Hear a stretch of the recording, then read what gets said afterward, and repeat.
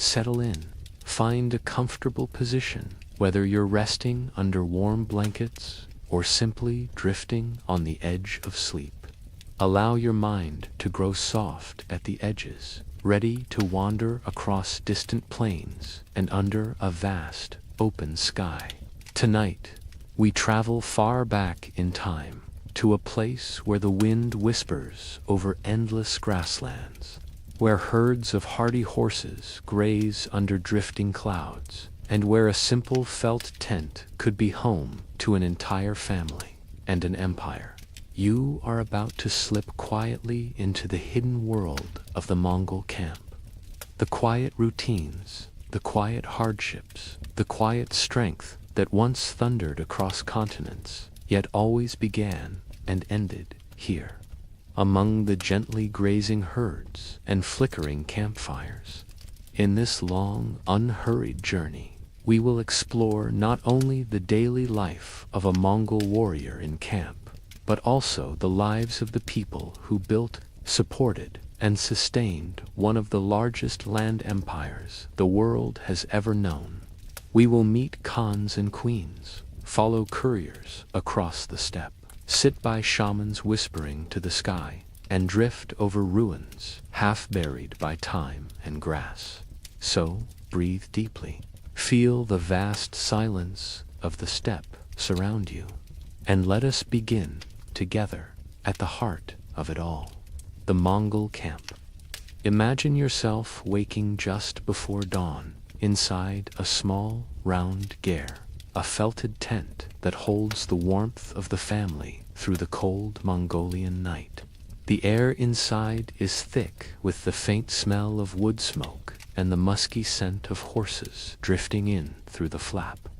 Outside, the frost clings to the grass like a fine dusting of sugar. You sit up on a hard felt mat, your cloak wrapped tightly around your shoulders. The floor beneath you is hard-packed earth, covered with woven rugs that soften the chill only a little. In the dim half-light, you hear the gentle shift of hooves outside. The horses, your lifeline, waiting to be fed and saddled. In the Mongol camp, every dawn begins like this, simple, cold, unchanged for generations. Life here is built on constant movement and careful routine. The ger, though humble, can be taken down, loaded onto carts, and rebuilt within hours. A mobile home for a people who follow the grass, the seasons, and the promise of water. The first task is always the animals. You step out into the dawn. The steppe stretches flat and endless before you, a sea of yellowed grass waving gently in the wind. You and your kin check the herd, horses, sheep, perhaps a few goats, the sound of their low calls blending into the breeze. You run your hand over your lead horse's thick winter coat, feel its warmth. Mongol horses are small, sturdy, and sure-footed, able to graze on tough grasses and survive brutal winds. Without them, there is no camp, no travel, no war. Each family depends on its herd as much as it depends on the sky. Breakfast is plain: fermented mare's milk, hard curds of dried cheese, perhaps a strip of mutton if supplies are good. The taste is sharp, sour, and fills your stomach just enough to keep the cold at bay. Fires are small, the fuel precious, dried dung, carefully gathered and stored. Smoke drifts lightly through the open roof of the ger, a slow spiral that disappears into the sky. There is no village here, no stone walls. The steppe is a village, all its own, spread thin, connected by kinship ties, watched over by the ever-present horses and the vast silence. You might see another family's camp in the distance, white dots on the plain, or you might go weeks without any sign of neighbors. When the sun is fully up, daily chores take shape: tending animals, mending tack and saddles, sewing felt covers for the gear, preparing food that can travel well. Every object is practical, portable, built to serve a people, always ready to move with the wind. The elders tell old stories by the fires at night, tales of how your people came to rule the world, but also simple wisdom, how to read the clouds for snow, how to find water where none seems to flow, how to greet a stranger in the vast emptiness, inside the gare, warmth and closeness, outside the wind and the horizon that never ends. This is the hidden truth of the Mongol camp. It is neither grand nor savage, but steady, practical, and shaped by an endless land that asks its people to listen more than to conquer. As the day moves forward, the riders gather, warriors young and old, training their horses, practicing the bow, tending the herd that binds them to life itself. The same men who can thunder across empires begin every day here, crouched by a simple fire, sipping sour milk, under a sky bigger than any kingdom. And so the rhythm repeats, the hum of hoofbeats, the warmth of wool, the flicker of flame, the breath of the steppe. You stand here now, half a world away from stone cities and stone walls. The wind moves over you, and for a moment, you are simply part of the camp, just another figure beneath the endless sky. As the daylight grows stronger, you watch the camp come to life, though life here never truly sleeps. Even at night, someone watches the herd, listening for wolves, or the distant sound of hooves that do not belong. This vigilance is part of the quiet rhythm that holds the camp together, the silent agreement that everyone, young and old, plays their part. Nearby, an older woman kneels to shape fresh dung into flat, round patties for drying, fuel for the hearth that must never go out. A boy chases a wayward goat, his laughter carried on the wind for a moment before it fades into the hush of the plain. A young girl helps her mother mend a tear in the thick felt covering the gore. Neat, practiced stitches that keep the cold from slipping in. The smell of horse sweat, the faint temps of milk fermenting in a leather bag, the crackle of a small cooking fire. All these scents blend with the crisp, dry air that drifts in from every direction. There are no tall trees here to block the wind. The only shelter is what you carry with you, what you build again and again, wherever the grass is good. Outside the camp's ring, a line of horses stands tied together, their manes tangled from a night in the open. Some stamp their hooves, snorting steam into the cold air. One by one, they will be checked. Hooves scraped clean, girths tightened, blankets brushed down. Each animal is a companion as much as a tool. A Mongol's life depends on the health of the herd.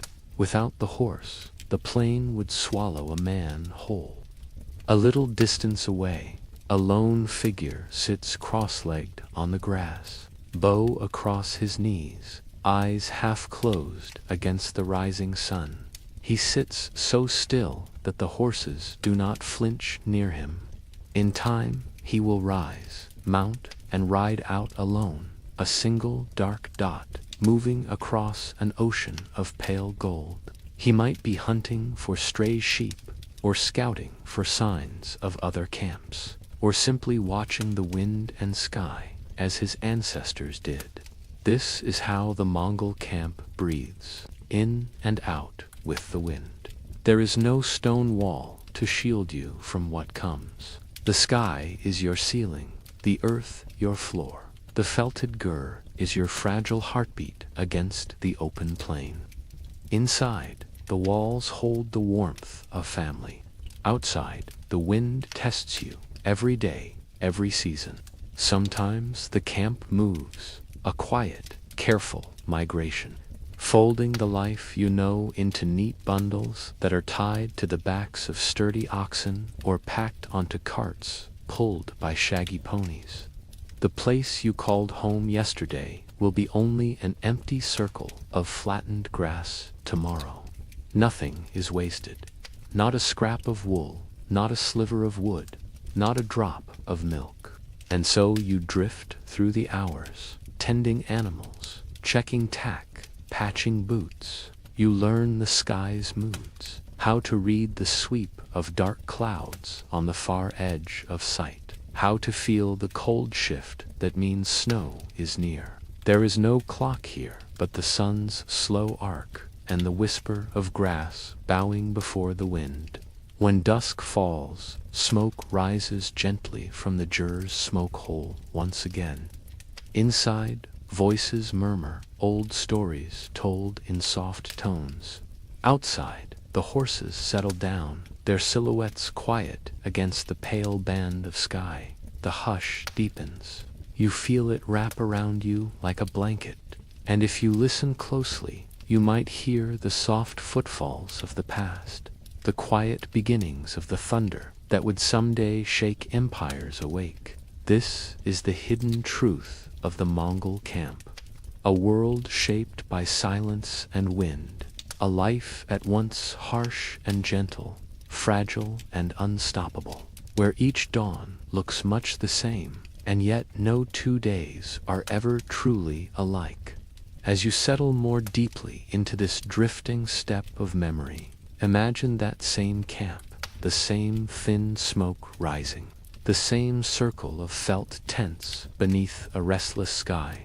But now picture it, almost 1,000 years ago, when a boy named Temujin lay awake at night, listening to the breath of the wind against the Gare walls. Temujin, the boy who would become Genghis Khan. A name still spoken with wonder and unease in distant corners of the world, did not inherit an empire. He was not born among jeweled walls or stone palaces. He was born to the same harsh dawns you have just felt. He was a child of the wind, the horse, and the wide-open plain. In the early years, there was only hardship. Imagine yourself in that younger camp, a boy's eyes scanning the dark for raiders who might steal horses in the night. Or worse, Temujin's father was poisoned by rivals. His family was left abandoned by their own clan, forced to scrape together scraps of food in the frozen grasslands. They boiled roots. They set traps for small animals. They learned early that survival was not a gift, it was a daily trial. Yet the rhythm of the steppe shaped him, the endless horizon, the hush of snowfall at dawn, the stubborn life of the horse herds that kept moving forward no matter how cold the wind blew. Where another might have drifted into obscurity, Temujin watched, listened, and remembered old feuds. He bound loyal friends to him with bonds stronger than fear.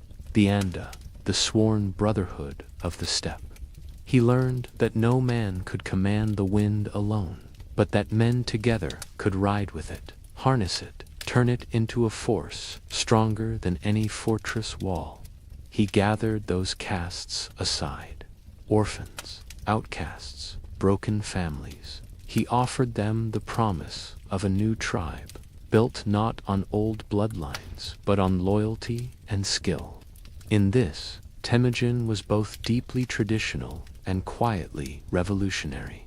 A man who rose from a simple tent to unite the quarrelsome tribes of the steppe under one banner. Picture him now.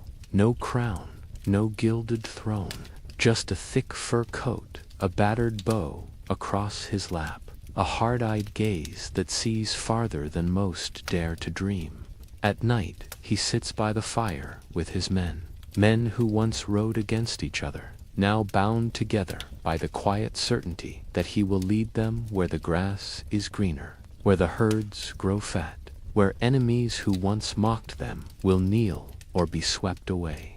The chronicles written by those who feared him often speak of storms and slaughter.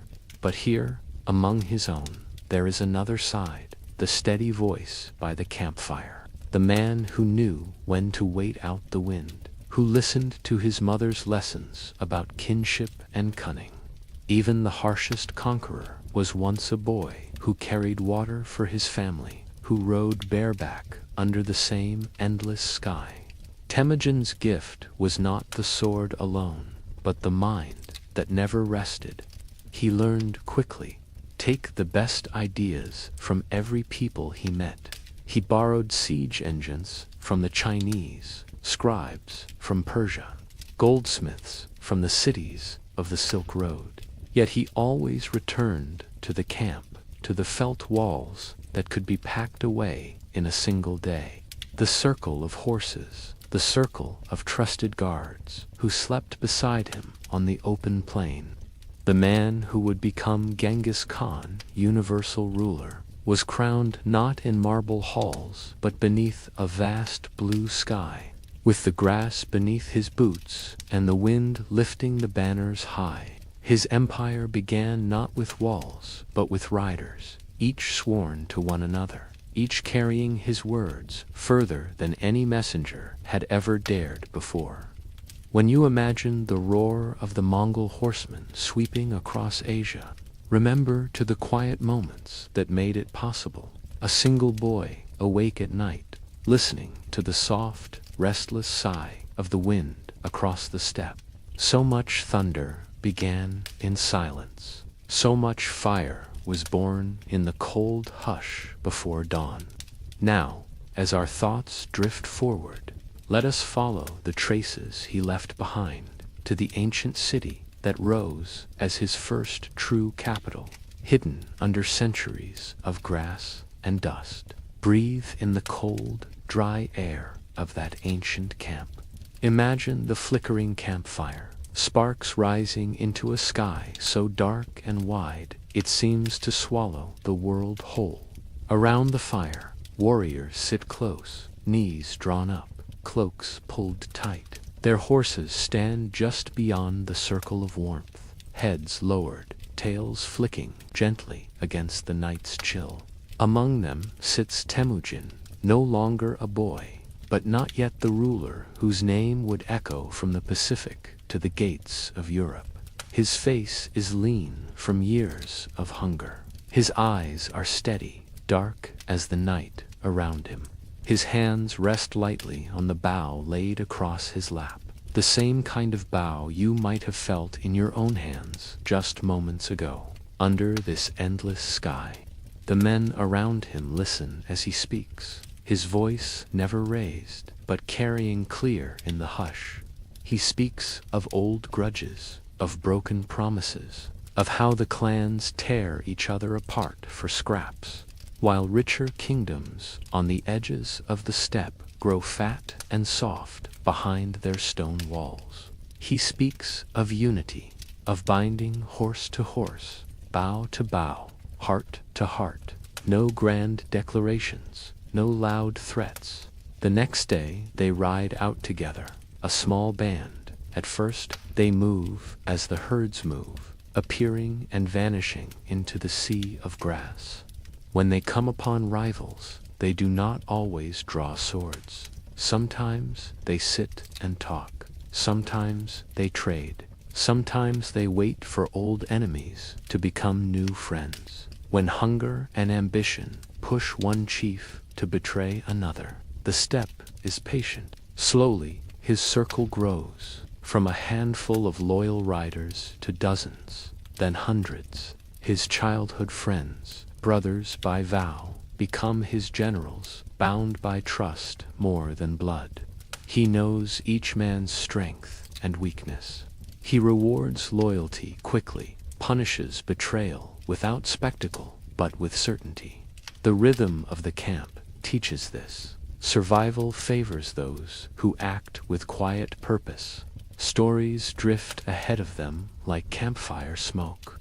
Others whisper that he carries the storm in his saddlebag. But the truth is simpler and stronger. He understands people. He understands that fear can be turned loyalty can be won, and that the greatest force is not the horse beneath him, but the bond that ties his followers together like woven horsehair rope. He does not call himself Genghis Khan yet. That title will come later, a gift from the steppe itself, when all the wandering tribes, tired of fighting among themselves, gather at a great Kurultai, a council under the open sky, and raise him up, not with a jeweled crown, but with the voices of men who once called him enemy. Imagine that day, thousands gathered on the plain, their horses grazing in vast rings around felt tents and fluttering banners, the air thick with the smell of sweat and horses, the hum of voices carrying prayers and oaths into the wind. There is no stone throne, only the grass, the sky, and the promise that together they are stronger than any city wall or distant empire. When the title is spoken Genghis Khan, it means not just ruler, but the center of the steppe's restless heartbeat. The name binds men who once rode alone into a single body that will ride far beyond the plains of Mongolia. Genghis Khan remains, at heart, a child of the camp. He sleeps beneath felt roofs, eats beside the same campfires as his warriors, listens to the wind scratch at the gar walls while his mind turns quietly, like a wheel in the dark. So when you hear his name in old books, the conqueror, the scourge, remember too the hush of the dawn before the horses wake, the soft rustle of felt walls, the steady breath of a leader who learned from the wind itself how to endure, how to bend, and when to break. As the embers fade and the warriors drift to sleep, the horses shift on the plain. Somewhere in the dark, a boy who was once Temujin might smile at how far his dreams have carried him. Dreams that began in hunger and silence and carried him to the edge of every map, carrying us gently toward the place where his power first took root, the hidden city that rose and fell among the grass. As you let the image of Temujin, the new Genghis Khan, fade softly into the rolling plains, imagine what rose next from that circle of tents and patient horses, a city not built of marble or high stone towers, but of quiet intention, resourcefulness, and a longing to bind together the vast spaces of the steppe. This city was called Karakorum, a name that once carried the promise of a capital at the world's crossroads, and now lingers half-buried beneath centuries of grass and drifting time.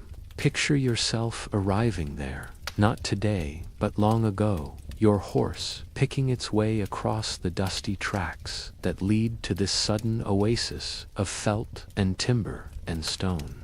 Karakorum does not rise like the walled cities of Europe or the towering pagodas of China. Its beauty is simpler, woven together from practicality and the restless flow of people who gather here from every edge of the empire. At the city's heart stands a great wooden palace, not a fortress, but a meeting place. Some called it the Silver Tree for the fountain that sat within its courtyard. Crafted by captured artisans, a metal tree that streamed fermented mare's milk and sweet rice wine through its delicate branches, flowing into bowls held out by thirsty warriors and visiting dignitaries alike. Imagine the scent here, the mingled aromas of boiling mutton, burning dung fires, fresh-cut wood. Herds drift at the city's edges, grazing even as traders haggle over silk bolts and spices carried from Samarkand and beyond. Couriers dash in and out, messengers bearing news that must reach 1,000 scattered camps before the moon changes shape. The hum of Karakorum is not the hum of stone streets and crowded markets. It is softer, the lowing of cattle, the steady pounding of blacksmiths, who craft arrowheads and horsebits, the murmured prayers of visiting envoys who watch the simple wooden gates with wary eyes. Beneath your feet, the ground is layered with quiet secrets. Long after the last Khan has ridden away, the winds will sweep dust over the carved stones, burying broken roof tiles, coins that once passed from Persian merchants to Mongol herdsmen, fragments of pottery painted with scenes of cranes and flowing rivers, all tucked under the same earth that still feeds the herds today. For the Mongols, Karakorum was never meant to be a prison of stone.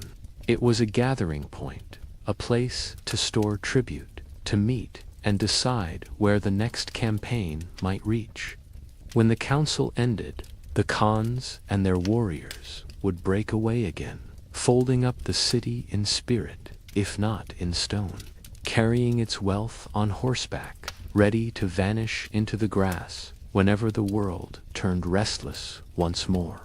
Archaeologists who sift these fields now find hints of that old life: charred hearths, broken tools, shards of Chinese porcelain resting next to bones of sheep and goat. Each piece tells a whisper of a story: a caravan that arrived from far-off Persia, a craftsman from North China working under the broad steppe sky, a child who played in the dusty lanes before the camp moved on. Stand here a moment longer, your feet in the grass above the buried ruins. Let the wind move around you as it did for those long-vanished traders and smiths and horse lords. There are no high towers left to cast a shadow, but if you close your eyes, you might feel the thrum of hooves, the creak of cartwheels. Karakorum rose because Genghis Khan and his sons needed a heart for their empire, a pulse to send out riders in every direction. And when the pulse grew quiet, the earth reclaimed it, folding the past into its roots and grasses. If you listen closely, you may still hear it, a hidden echo beneath your feet, waiting patiently for curious hands to lift the soil away. And now, let us ride onward from these hushed ruins, beyond the city's simple wooden gates, to glimpse the quiet power that lay not in the common camp, but in the grand felt palaces and silken cloaks of the ruling Khans and their courts. Take another quiet step through these wind-swept fields, where the grass grows thick and the earth beneath your boots holds the weight of centuries. It is easy to pass by Karakorum today and see only empty pasture, horses grazing lazily in the summer sun, a few low humps where walls once stood. But if you close your eyes, the city breathes again, not loudly, but in a hush of voices and footsteps that once stitched the steppe together. Imagine yourself moving slowly through its narrow lanes. There are no paved streets like Rome, no canals like Venice, no marble columns like Constantinople. Instead, you find beaten earth paths lined with simple stalls, their awnings fluttering in the wind. A Persian merchant leans over a bolt of silk, his words soft as he barters with a local trader in a tongue you half understand. A boy carries a bundle of dried dung for the hearth, stepping carefully to avoid the herds that drift through town like living rivers. Here, nothing stands still for long. Carts rumble in and out through the city's wooden gates, rough-hewn planks lashed together with rawhide, painted with signs of the Khan's protection. Inside the city's open courtyards, foreign visitors gather. Chinese scribes with ink-stained sleeves record taxes and tribute. Traders from distant Baghdad warm their hands over braziers while they wait for an audience in the Khan's hall. At the very heart sits the great assembly hall, the palace that is not truly a palace. Its walls are wood and clay, built quickly yet carefully by craftsmen brought here from every conquered corner. within its walls. Decisions ripple outward like horsemen galloping into dawn. Decisions that will shape kingdoms half a world away. Outside that hall stands the fabled silver tree, a creation so strange and clever that even visiting European envoys wrote of it in wonder. Imagine its hollow branches, crafted by a captured silversmith, pouring streams of mare's milk, sweet kumi, rice wine, or honey mead at the touch of a hidden lever. No marble fountains here, only this glittering tree, a symbol of how the Mongols gathered the finest skills wherever they rode. Not far beyond the center, shrines and temples rise, Buddhists, Taoist, even Christian crosses brought by Nestorian monks. The Mongols welcomed all faiths so long as they did not stand in the way of tribute and loyalty. The soft murmur of prayers mingles with the creak of carts and the distant neighing of horses. In this city, belief travels as freely as trade caravans, carried in and out by the wind. As the sun slips lower, Karakoram changes again. The markets quiet, herds drift back toward the night paddocks. Fires flicker behind simple wooden walls. Within the gers, scattered at the city's edge, guards share bowls of sour milk and stories of faraway battles.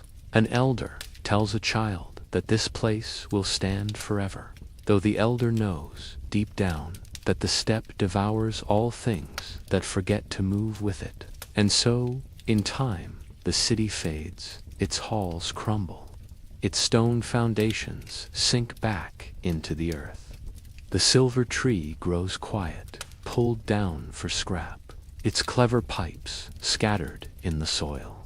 Only the wind remains, the same wind that once carried riders to and from Karakoram. The same wind that brushes your hair now as you stand above its hidden veins. Beneath your feet lie coins stamped with the mark of the Great Khan. Broken ceramics painted in cobalt blue, scraps of iron from horse tack left behind by a careless guard. Beneath your feet, the echo of a time when this quiet patch of grass commanded voices from every corner of the known world. If you listen just a moment longer, you might hear a hoofbeat, faint but steady, a reminder that nothing here is truly gone, only waiting under the roots for the curious hand, the gentle brush of a trowel, the hush of a storyteller's voice to lift it back into the light. And when the whisper fades, you find yourself ready to drift once more, away from buried stones and hidden coins, toward the shimmering silk tents and fur-lined cloaks of those who ruled it all from within the hush. Let your mind wander now to the hidden circle within the vast Mongol world, the inner ring of khans and courtiers, whose soft voices and careful bargains shaped the thunder of armies and the calm hush of caravans alike. Imagine you are standing at the edge of a great encampment, larger than any village, yet as temporary as a bird's nest in the tall grass. Before you stretch rows of felt tents, some plain and modest, others towering, draped in silks brought by traders from distant Cathay, Persia, or Samarkand. Their canvas walls ripple in the cold wind, painted with signs that tell of the family within. A soaring falcon, a crouching tiger, a crescent moon. Near the camp's heart rises a larger ger, broad, heavy with thick felt, its roof poles painted bright red and blue. A guard in a fur-lined coat stands by the entrance, his eyes half closed but watchful all the same. Within sits a khan, a man draped not in a crown of gold, but in a coat of the finest sable, its dark fur catching the flicker of firelight. Step inside for a moment. The air within is warmer, thick with the aroma of boiled mutton and fermented mare's milk. Carpets from far-off cities soften the packed earth beneath your feet. Around the Khan kneel his close advisors, warriors whose hands still bear the rough scars of bowstring and bridle. Scribes who bend low over scrolls filled with flowing Persian script. Foreign envoys who bow carefully, measuring every word. The Khan does not rule alone. The camp's breath runs through him, but it is kept alive by the quiet hum of counsel. Every decision is weighed here. Who will ride east next season? Who will guard the caravan routes through the burning deserts? Who will collect tribute from distant hill tribes? Nothing is written in marble. Everything rests in spoken promises, oaths sealed with bowls of kumi passed hand to hand.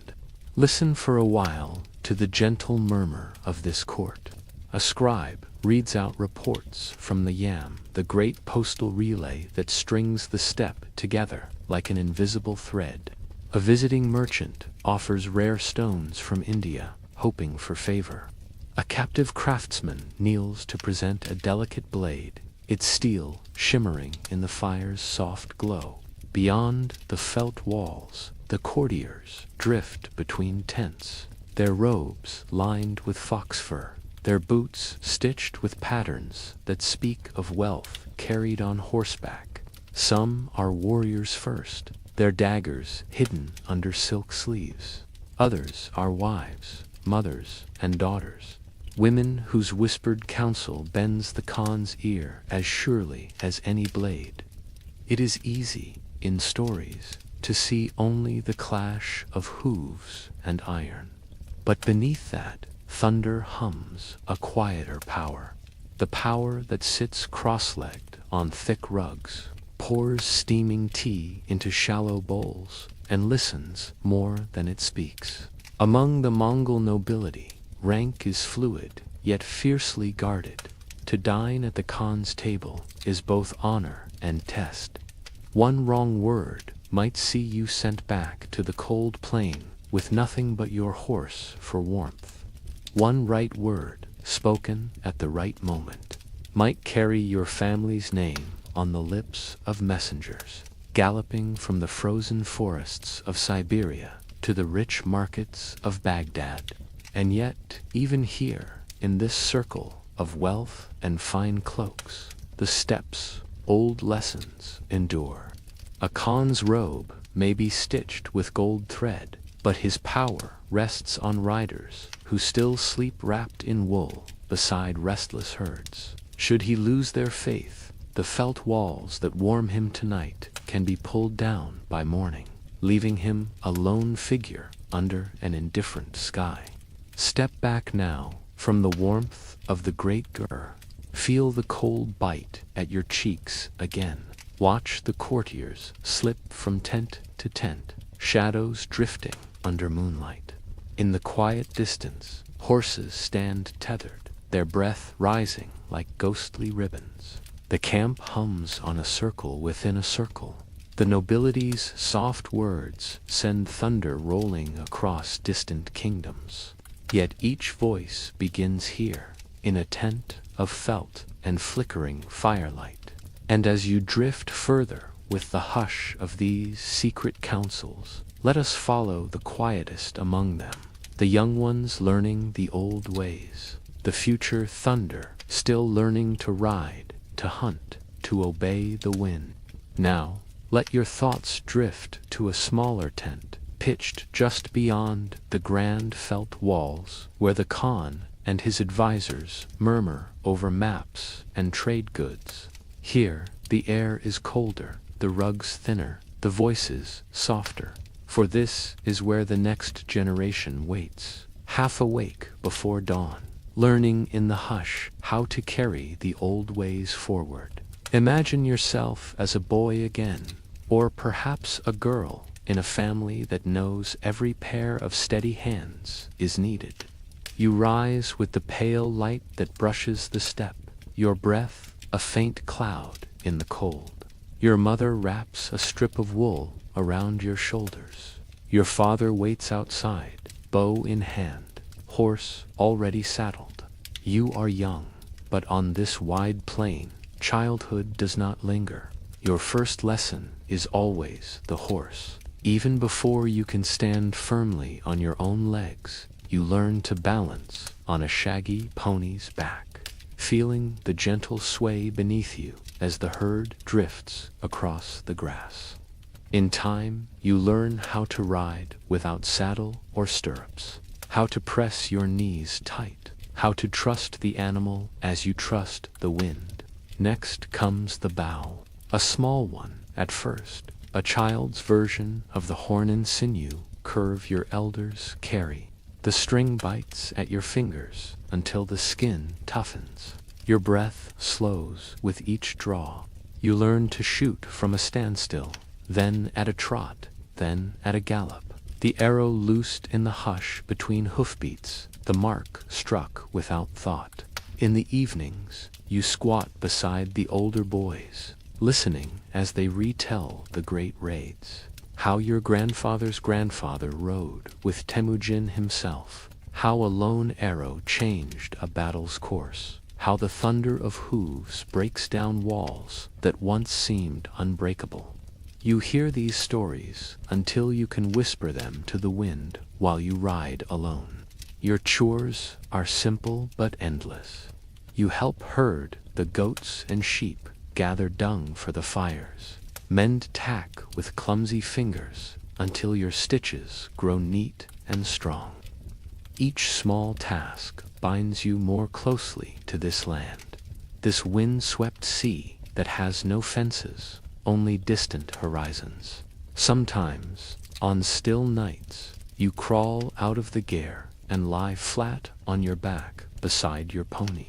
Above you, the stars wheel in silence, clear and sharp. Somewhere, far away, your father stands guard over the herd, a dark shape blending into the night. The land feels vast, yet known, empty, yet alive with the soft pulse of hooves and wind. When a threat draws near, another clan's raiders, perhaps, or wolves sniffing at the edge of the herd, you do not run to hide.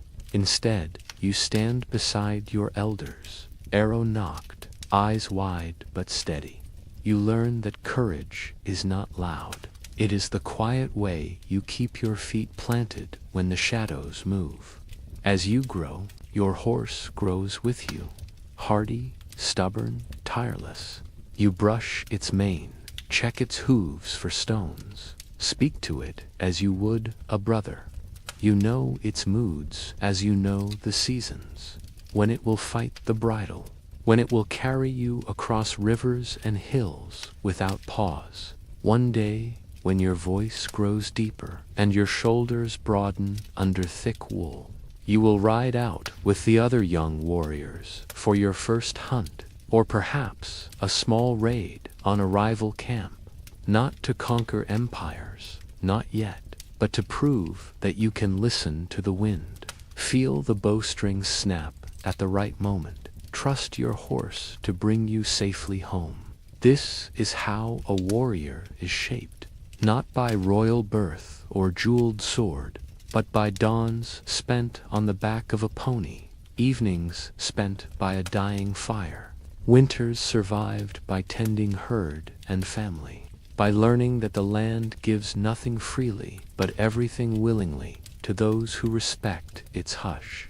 And when you drift to sleep inside your family's low, warm gare, the same wind that once whispered over Temujin's restless dreams sighs gently over you, carrying your breath into the long story of thunder that begins in silence. Linger here a little longer, where the dawn light grows brighter, but the camp remains hushed.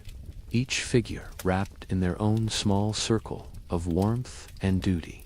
Beside the boys who practiced with bows and ponies, other children learn different skills, quiet arts that hold the camp together when the men ride far away. You might see a sister kneeling beside her mother, fingers busy spinning coarse wool into yarn, Her small hands learned to weave felt covers strong enough to hold back the biting wind. She stirs a pot of milk, testing its sourness with the tip of her tongue, listening to her grandmother's soft stories of the old days, when Temujin was no more than a hungry boy with too much sky above his head. No one is idle here. From the smallest child to the eldest great-grandmother, each has a place in this drifting hive of felt and hooves. Even the youngest learn the quiet watchfulness that life on the steppe demands. A child old enough to toddle is old enough to carry a small bundle of dried dung to the hearth, or gather wind-blown twigs after a rare summer storm. In this wide land, the measure of wealth is not gold stacked behind walls, but the health of the herd, the strength of the horse, the steadiness of the family circle. Each lesson, whether learned at the side of the herd or by the low fireside, is a step along the same winding path. By the time a boy can draw his father's full-sized bow without wincing, or a girl can sew a tear in thick felt with neat, patient stitches, they carry the knowledge of countless generations in hands still soft with youth. Sometimes, on calm days when the wind sleeps and the sun is gentle, a father may ride out with his son or daughter at his side, guiding the small pony with an easy hand. They scan the horizon, pointing out tracks pressed into the damp earth, a stray goat, perhaps, or the paw prints of a wolf that circled too close in the night. These lessons do not come with loud praise or harsh rebuke. Instead, the steppe itself teaches. If you ride with your eyes closed to the wind's signs, you may return hungry. If you listen, really listen, the land whispers what it needs, where it hides its secrets. The junior warrior learns to feel each shift in the weather like a ripple under the skin. They know which clouds promise snow, which breeze brings dust from far-off deserts, which hush in the herd means a predator stirs in the dark. When a gathering is called, a small raid, a hunt, or the first true battle that will mark the change from child to man, the young ones slip among the older riders, careful and quiet. They check their gear, tighten saddles, test bowstrings by moonlight.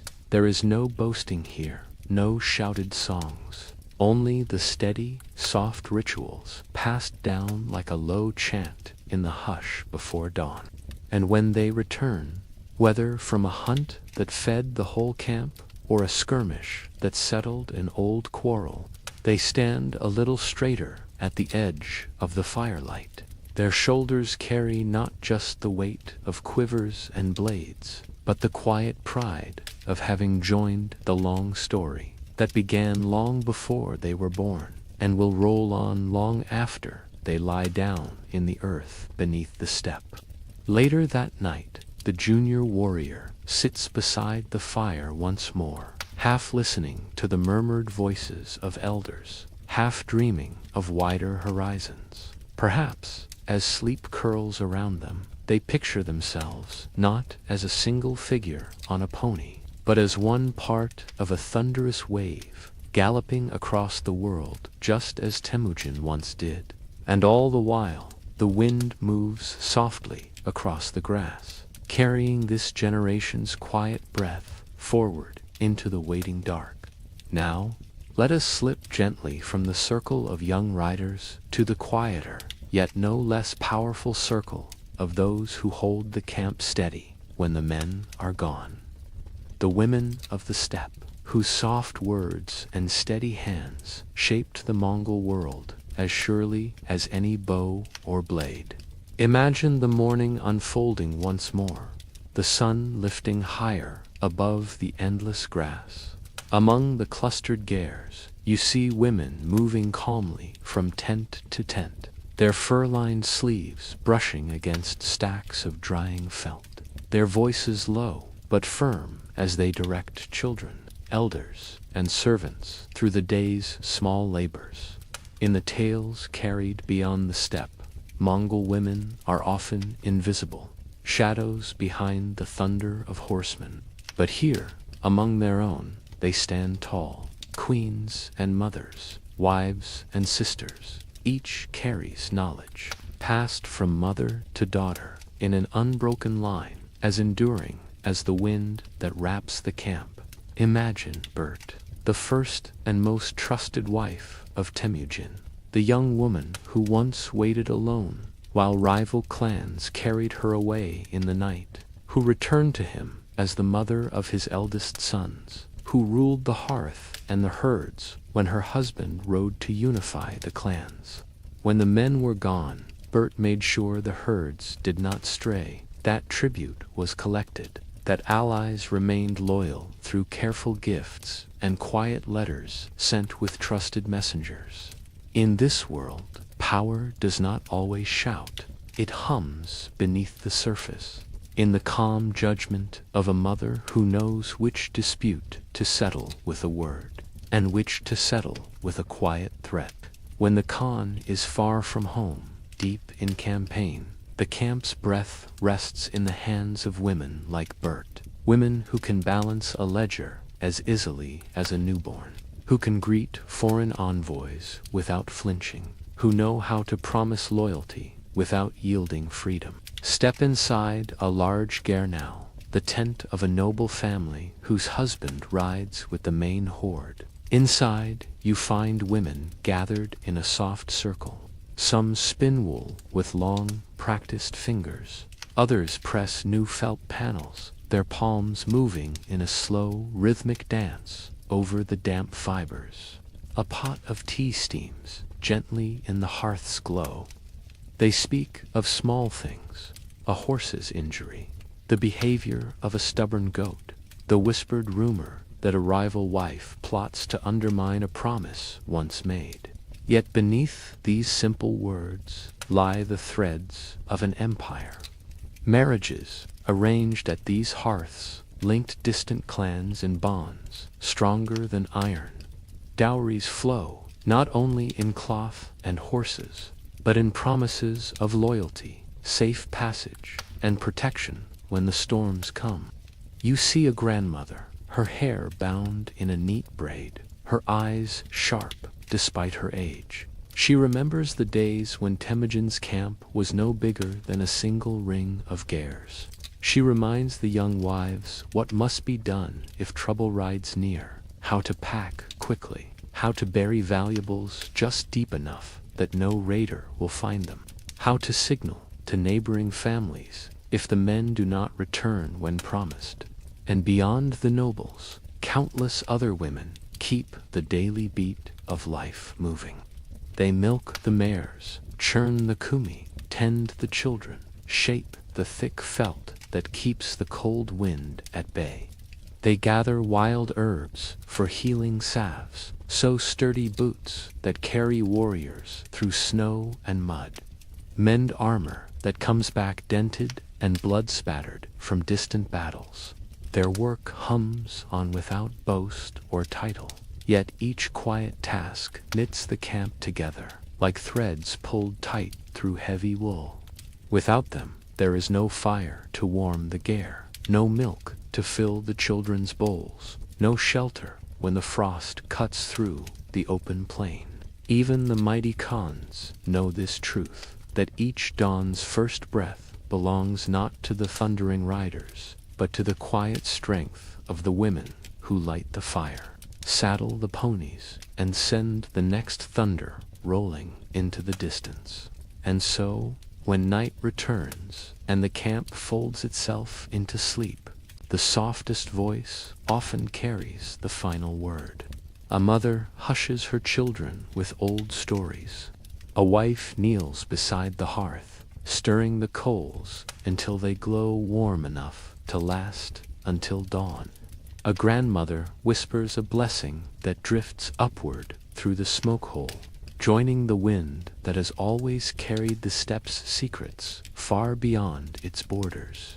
Stay here a little longer, in the hush between felt walls and flickering coals, where the camp's true pulse thrums beneath soft hands and watchful eyes. Beyond the warmth of the noble gare, you might step into a smaller tent at the camp's edge, where a young mother hums softly as she braids her daughter's hair by firelight. Her fingers move with patient care, weaving small charms of bone and beads into each twist of dark hair, tiny tokens against wandering spirits, tokens that remind the child she is watched over, even when the wind howls too loud to hear a mother's voice, to gather frightened children inside, to wrap precious belongings in oilskin against sudden rain. While warriors test their courage against rivals and wild lands, the women test theirs each day against hunger, drought, sudden illness that rides in with the wind. A wealthy wife might sit at the center of trade and gossip, her words carrying across camps through quiet messengers. A poorer herder's wife works in the same rhythm, though her sphere is smaller, tending the goats, scraping hides, darning the felt roof when the seams loosen with age. Each one carries the same lessons in her bones: patience when food grows scarce, cunning when a neighbor's promise turns thin, compassion for the weak, and iron resolve for those who threaten what she holds dear. You can see this hidden strength in the way she bargains with traders at the edge of the camp. No soft-hearted charity here. She knows the price of a well-fed mare, the worth of an iron pot, the cost of a length of silk when the next storm could wipe out half the herd. She may laugh lightly, pour tea with steady hands, but her eyes never leave the merchant's face until the last coin passes from palm to palm. And yet, for all this quiet steel, there is warmth too, warmth that holds the camp together when frost rimes the felt walls, or news comes of men lost far from home. Gathered around the hearth, the women share lullabies as old as the steppe itself. They remember stories from before Temujin, tales of fox spirits and mountain wolves, of wise grandmothers who spoke to the sky long before any Khan rode in triumph. When a birth comes, as they often do in the hush of night, the women gather without fuss. Older hands catch the new life, wrap it in felt, hush its first cries, so they do not wake the herd too soon.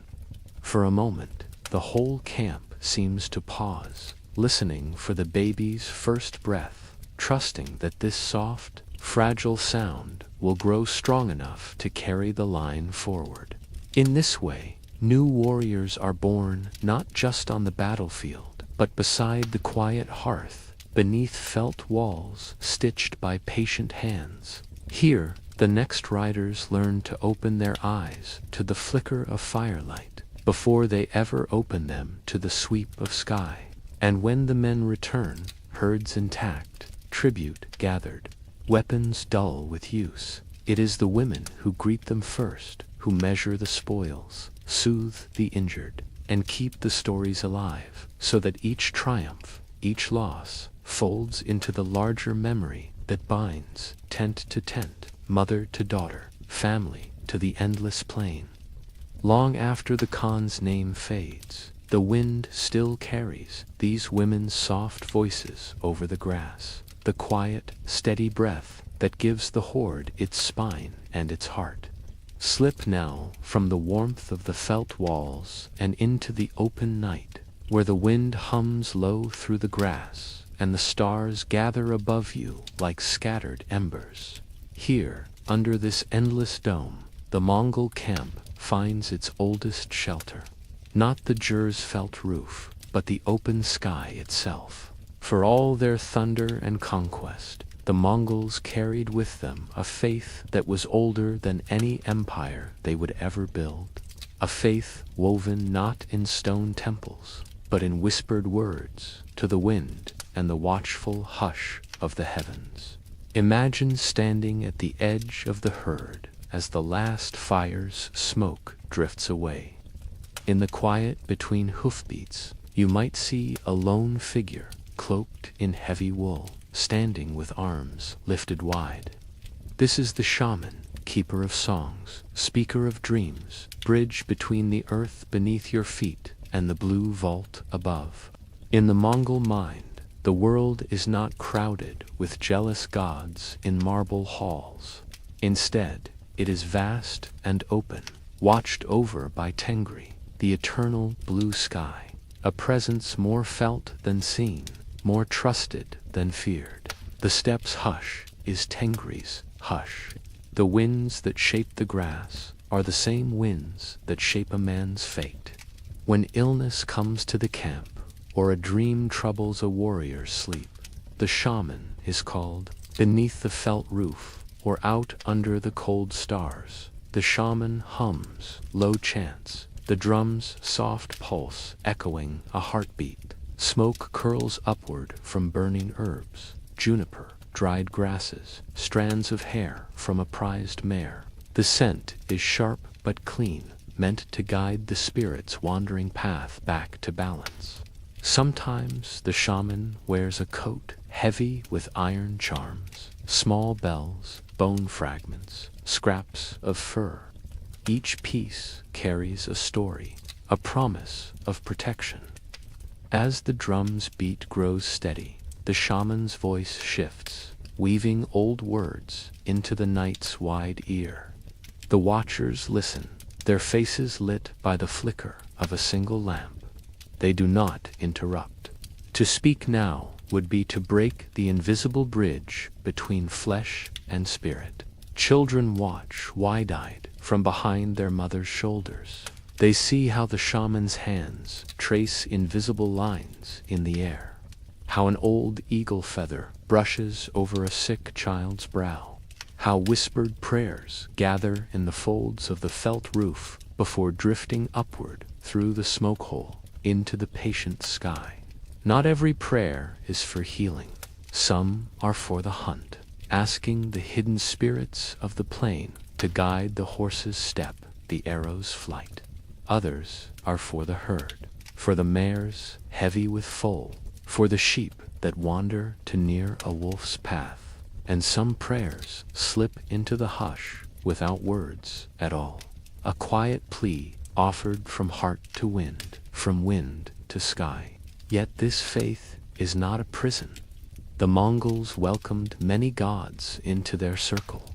Buddha, the Christian cross, brought by Nestorian monks, the holy words of Islam carried by traders riding with the caravans. The steppe has always been too wide to hold only one truth, but above them all, Tengri remains. The vast silence, the endless watchfulness, the reminder that no matter how far the horde rides, they are still but small shadows beneath a sky that never changes.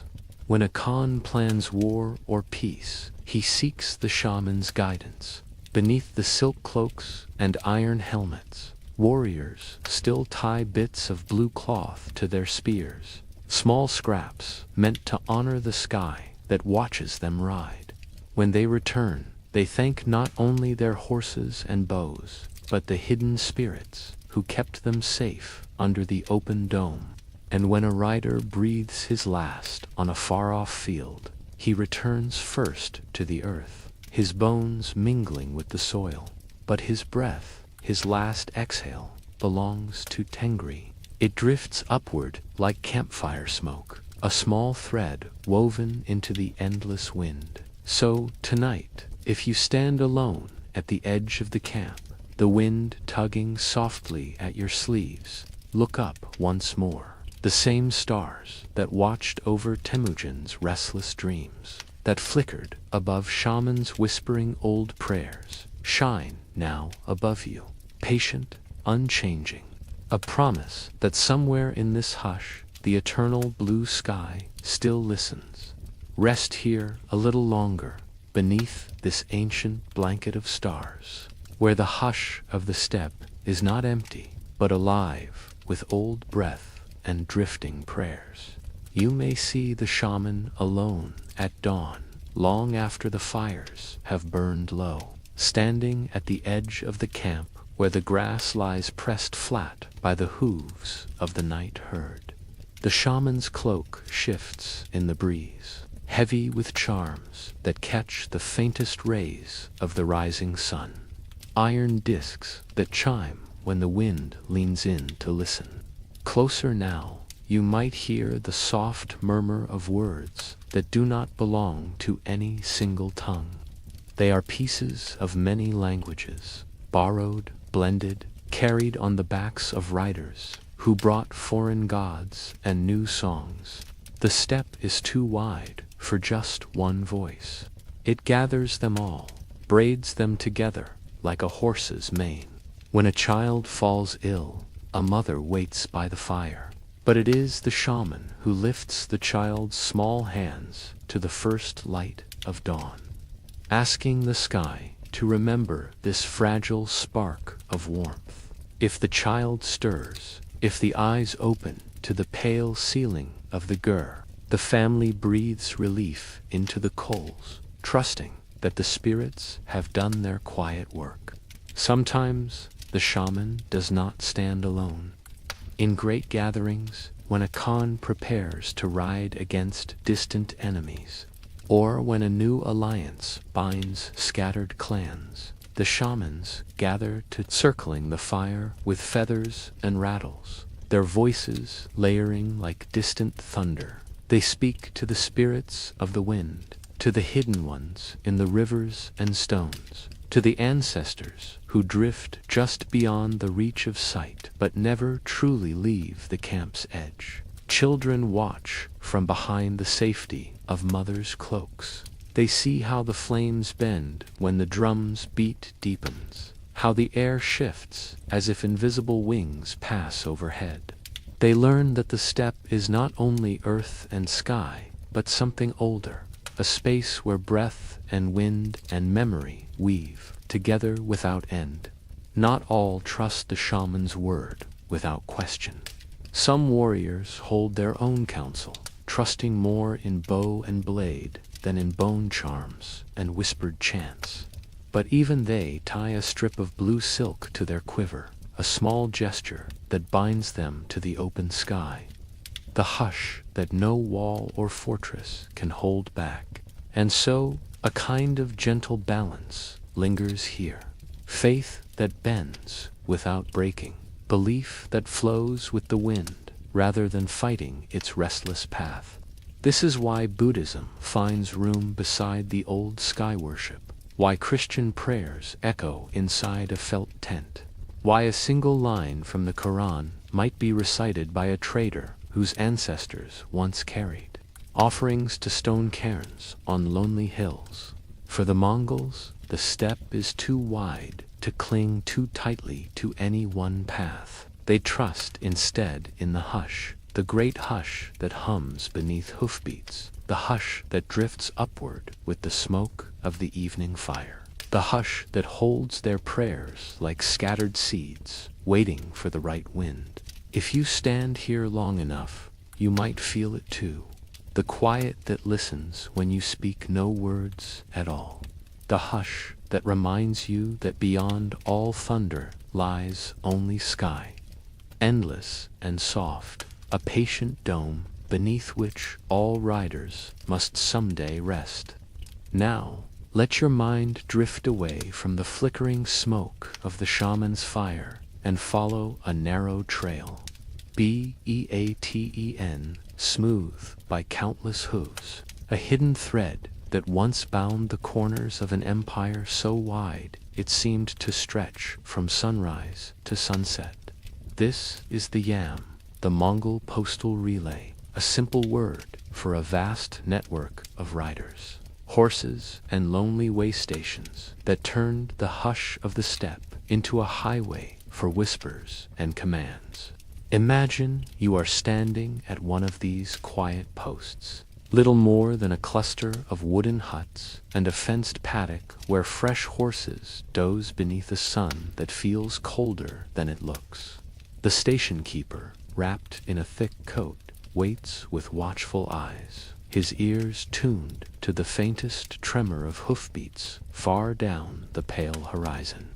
A rider appears, a small dot at first, then a shape hunched low over the neck of his horse. He carries no heavy armor, no fluttering banner, only a slender tube of oiled leather strapped tightly across his chest. Inside, a message that might shift the fates of kingdoms, settle the tribute of distant towns, or summon warriors to ride before the next moon rises. He swings down from his horse without ceremony, his mount, flecked with foam and panting, steam into the cold air, is led away to water and rest.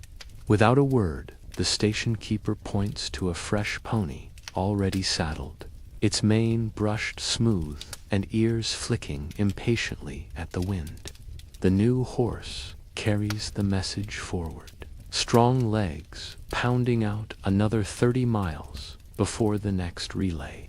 Another hut, another keeper, another horse standing ready. Day or night, snow or blazing sun, the yam does not sleep. It breathes like the wind itself, a restless hush carrying news from Karakoram to China's old capitals, from the frozen forests of Siberia to the warm stone gates of Persia's cities. For the Mongols, conquest alone did not hold an empire together. Words did. Orders whispered through cold dawns, promises tied with knots of silk, warnings that flew faster than any army could march. The yam made this possible. The quiet web spun from hoofbeats and low-voiced keepers waiting at lonely posts. Picture the roads that never quite looked like roads. No cobbled highways or signposts, only the steppes, open face, marked here and there by the low roofs of relay stations and the thin trails pressed by countless hooves. The riders trusted the wind, the sun's arc, the angle of distant hills. They trusted the watchful eyes of hawks overhead, the hush that told them when raiders might lurk behind a dune or a line of willows. In the dead of night, the station glows like an ember in the vast dark, a small pool of warmth where a courier might trade his exhausted horse for a bowl of broth, his weary silence for a quick word with the keeper before vanishing again into the hush. No campfire stories here, no long rest. The message must move. The hush must carry on. Sometimes the messages were scraps of raw command, a Khan's word to gather tribute, summon soldiers, open the city gates when the thunder came. Other times they were lighter, invitations to distant guests, promises of marriage ties, trade routes to be protected, rumors of unrest to be hushed before they grew too loud. The yam's riders were not always warriors. Some were young boys just learning the steppes' secrets, small and quick on hardy ponies that could run for miles without tiring. Some were older men who knew every bend in the river, every patch of soft ground that might swallow a careless hoof. Each carried the same hush within them, the promise that words would move faster than any enemy's blade. In the end, when the Mongol Empire stretched thin and the great Khan's power frayed, it was the yam that lingered longest. Half-forgotten trails, ruined posts, hidden under grass. Old stories of hoofbeats that once carried the world's secrets from one lonely fire to the next. Stand here for a moment longer, beside the keeper's hut, listening to the wind that hums through the empty paddocks. The horses have drifted away, the riders long gone. But if you close your eyes, you may still hear it, the soft drum of hooves on frozen ground, the hush of secrets moving on a restless plain, the promise that a single voice can travel farther than any single rider could ever dream alone. Picture the station keeper's hands, rough and cracked from long winters spent feeding horses, mending tack, boiling simple broth for riders who arrive half frozen and gone again before the pot cools. His job is not glorious. He will not ride into legend beside great khans. Yet without him, the empire's vast web unravels strand by strand. At each station, a few ponies stand tethered close, their breath rising in ghostly threads against the pale sky. Mongol horses, small, broad-backed, patient. They know the road's hush better than any map. They graze when they can, sleep when they must, run when the message demands. Their hoofbeats drum out the yam's quiet heartbeat, carrying news across forests, deserts, mountains. Sometimes, a weary courier will slip a message to the keeper in silence, saying nothing more than a nod before curling up in a rough blanket by the fire's dying embers. For a few short hours, his dreams belong to him alone. Then he rises again, breath steaming in the cold dawn. His next horse already saddled and waiting, eyes clear, ears flicking at the wind. The messages these men carry are not all thunder and conquest. Some are simple ledgers, lists of tribute promised by distant tribes, tallies of sheep and horses, bolts of silk traded for strong iron. Some are news of a lost cousin found in a far-off camp, a family summoned to gather for a funeral beneath the eternal blue sky. Some are warnings, rumors of raiders stirring in the forests, whispers that a border chieftain's loyalty has begun to drift with the winter winds. And sometimes the messages never arrive at all. A sudden blizzard can bury both horse and rider in an indifferent drift. A band of thieves might wait by a lonely ford, listening for hoofbeats that carry secrets worth more than gold. Yet the system breathes on loss, woven into its quiet rhythm like a single missed heartbeat in an otherwise steady pulse. No one man controls the yam alone. It is too vast, too rooted in the land's hush and the people's breath. Each keeper teaches his son how to feed the horses, mend the worn saddles, bind a message so tightly that rain and snow cannot smudge its words. Each rider passes his knowledge to the next boy who slips onto a pony's back, small hands wrapped around the reins, eyes squinting into the rising dawn. From afar, you might stand on a lonely ridge and see nothing but grass and sky, a world unchanged for centuries. But if you watch closely, you might glimpse a rider, a dark speck skimming the edge of the plain, gone again in the blink of an eye, leaving only the hush and a faint trail of hoofprints pressed into damp earth. Long after the last great khans lay down their iron bows, and the empire's borders crumbled into quarrels and forgotten treaties, the old posts lingered, huts left to ruin, fence posts leaning at soft angles, scraps of tack buried beneath drifting grass. Travelers would stumble upon them, see the hollow paddocks where ponies once snorted and stamped, feel the hush settle deep in the bones of the earth. And if they listened closely, they might hear the faint echo of the yam's promise, that on this vast, restless steppe, a single voice could travel farther than any wall could reach, carried not by thunder alone, but by the quiet trust of keepers who waited in the hush. Now, drift with me beyond the soft trails of the yam, farther west than the old heartland, where the hush of the steppe begins to brush against the rigid edges of stone castles and narrow forest roads. Imagine a small village in Hungary, the air damp with the scent of turned earth and wood smoke. In the fields, peasants bend over muddy rows of rye and barley. They do not know yet what approaches. They do not hear the first faint murmur that the thunder is no longer locked behind far mountains and empty plains. Of horsemen who ride without stopping, who ask no permission to cross rivers that once marked safe borders. To these distant kingdoms, the Mongols are still half legend.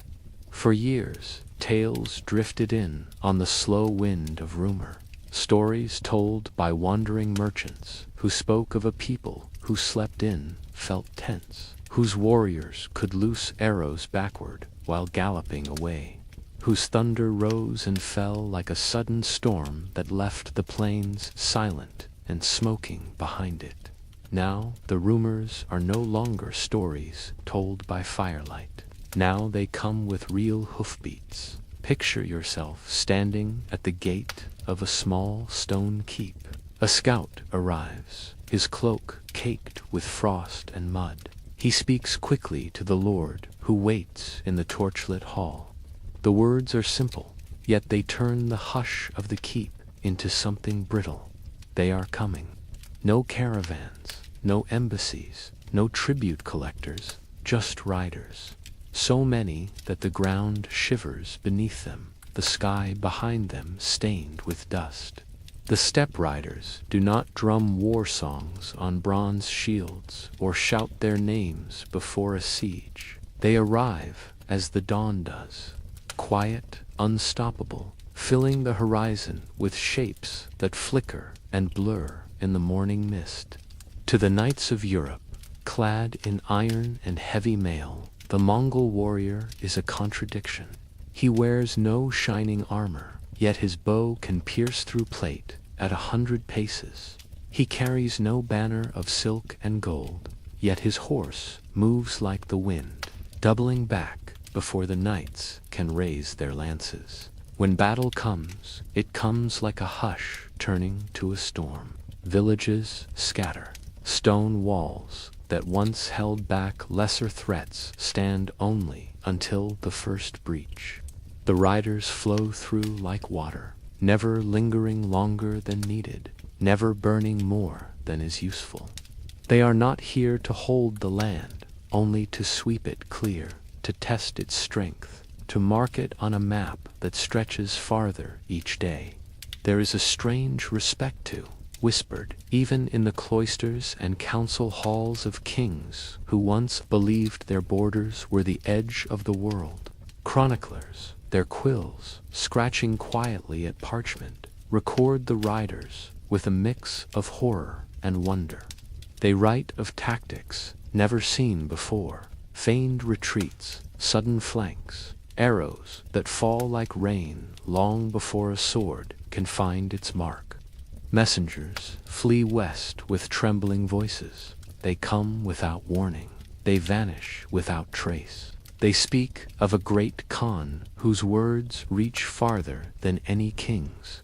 In town squares, common folk tell tales of monsters, half men, half beast, because the truth is harder to hold, that these are men not so different from themselves, born beneath the same sky, shaped by a land so wide it taught them to listen to the hush more than the roar. At night, when the campfires burn low, a quiet fear settles along the borders.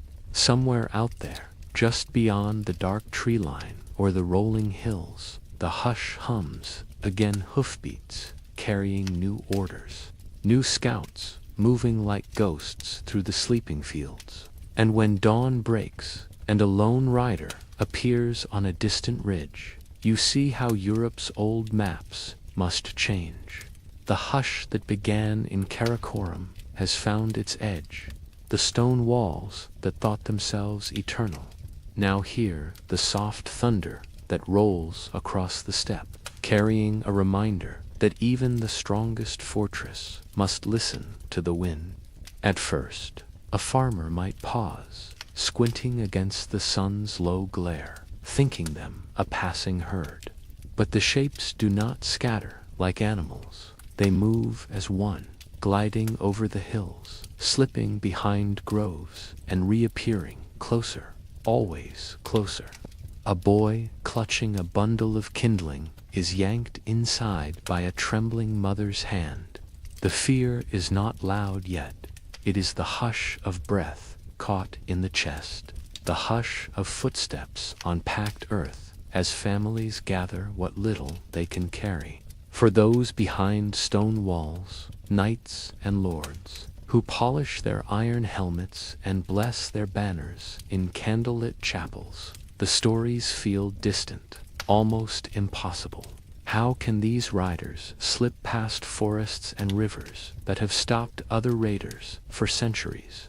How can men, clad in felt and hide, bring ruin to stone keeps that have stood since ancestors first carved their names in church ledgers? Yet the truth hums through monasteries and royal halls alike. Riders appear where no roads lead.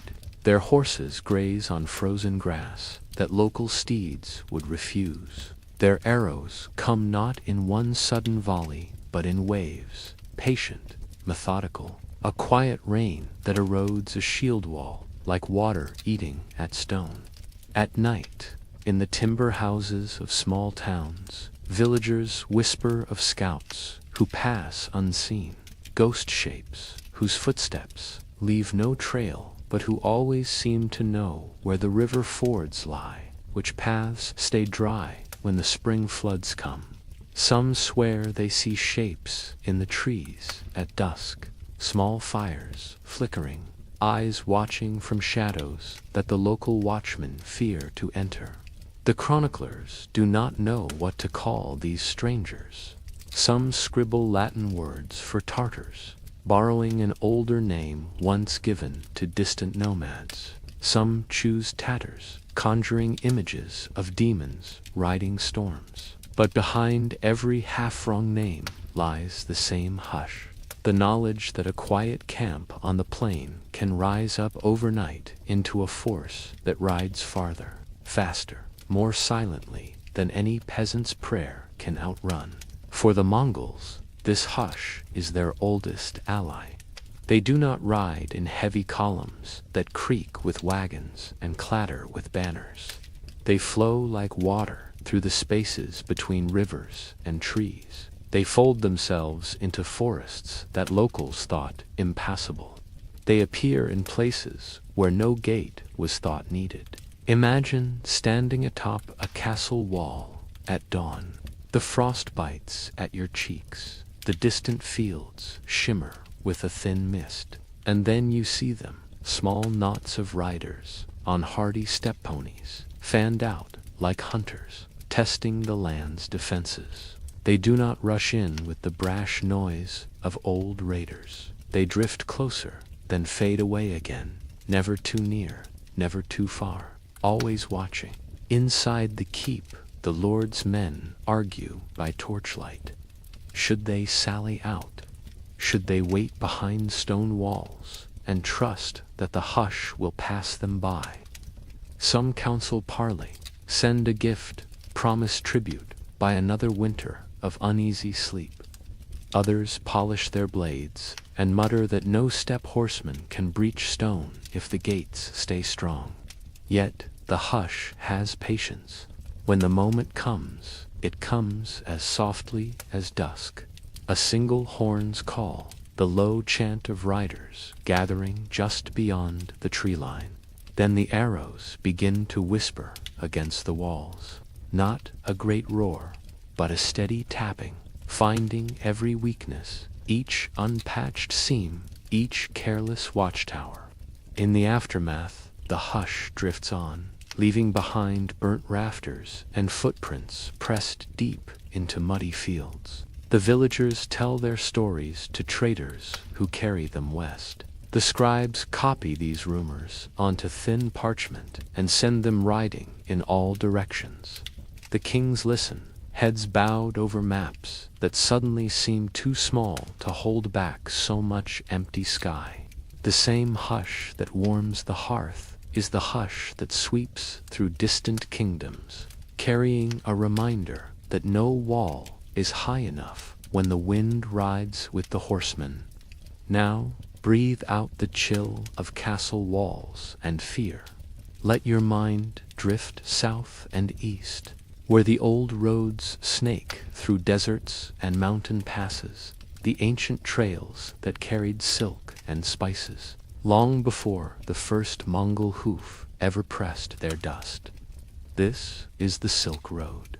Not a single road, but a web of narrow paths winding from the green valleys of China through vast deserts, snowy passes, and oases where date palms rise from dry earth like soft promises of water and rest. Long before the Mongols, these trails were dangerous arteries for merchants and pilgrims alike. Bandits lurked behind wind-carved ridges, small kingdoms demanded bribes at every gate, and feuding cities could choke off a trader's fortune with a single closed gate. But when the Mongols came, they brought with them not only thunder and fear, they brought something rare and unexpected, safety of a sort. For in the hush that followed conquest, new laws spread across the plains, deserts, and cities. Laws written not in stone, but carried on horseback, spoken in many tongues, but enforced with a quiet certainty that few dared test. Picture a caravan snaking its way through the dry hush of the Taklamakan, dozens of camels laden with bales of raw silk, bolts of brocade, lacquered chests filled with jade, and fine porcelain wrapped in layers of soft straw. At the caravan's head, a merchant rides high on a sturdy Mongol pony, his eyes shaded by a broad hat, a folded pass tucked safely into his sash, a pass marked with the seal of the Great Khan. This pass is not mere paper, it is a promise. Along the trail, at every watchpost and guarded oasis, Mongol officials inspect it with care, nodding to the caravan's leaders, waving them onward, sometimes offering fresh mounts or guards for the next dangerous stretch. In return, the traders pay their taxes, a careful share of silk, spices, coins, or news. For news was a currency the Mongols prized nearly as much as gold. Where once rival kingdoms squeezed every coin from weary traders, now the steppes' hush opens a corridor of relative calm. Merchants travel farther than they dared before, their goods crossing continents under the same watchful system that carried the Yam's secret messages. Fortified posts that once held only tired horses, now house patrols, ready to scatter bandits who test the new order. In the great cities that rose beside these roads, Samarkand, Bukhara, the crossroads of Persia and China, the Mongol tax collectors sit in shaded courtyards, counting bolts of silk and weighing bags of pepper and saffron. They work not with harsh shouts, but with ledgers and scribes, who mark down each tribute, each toll, each careful promise that trade will flow freely, so long as respect flows back. And so the empire grows rich, not only on conquest, but on movement. A soft tide of coins and spices drifting into treasury chests, feeding the Khan's far-flung courts. Traders bring not only goods, but ideas, paper, printing, languages, maps. They bring stories, too, rumors that slip into the hush of felt tents, where courtiers whisper of distant cities, of wonders and secrets worth sending new riders to claim. Yet, even in this tradefed.com, the hush holds a reminder. The Mongols' gift of safety is never free. Those who break their laws find no stone court to plead in, only a quiet judgment, swift and final, as quick as a bowstring's snap beneath the open sky. For the wise merchant, though, this order is a blessing. His camels plod forward under bright stars, his wheels creak softly over dry earth. His mind drifts to the coins he will count in some far bazaar where languages mix like spices in an open stall. He knows that for every toll he pays, the road itself stays open, guarded by the same hush that once toppled walls, but now protects the soft secrets, bundled inside his saddlebags.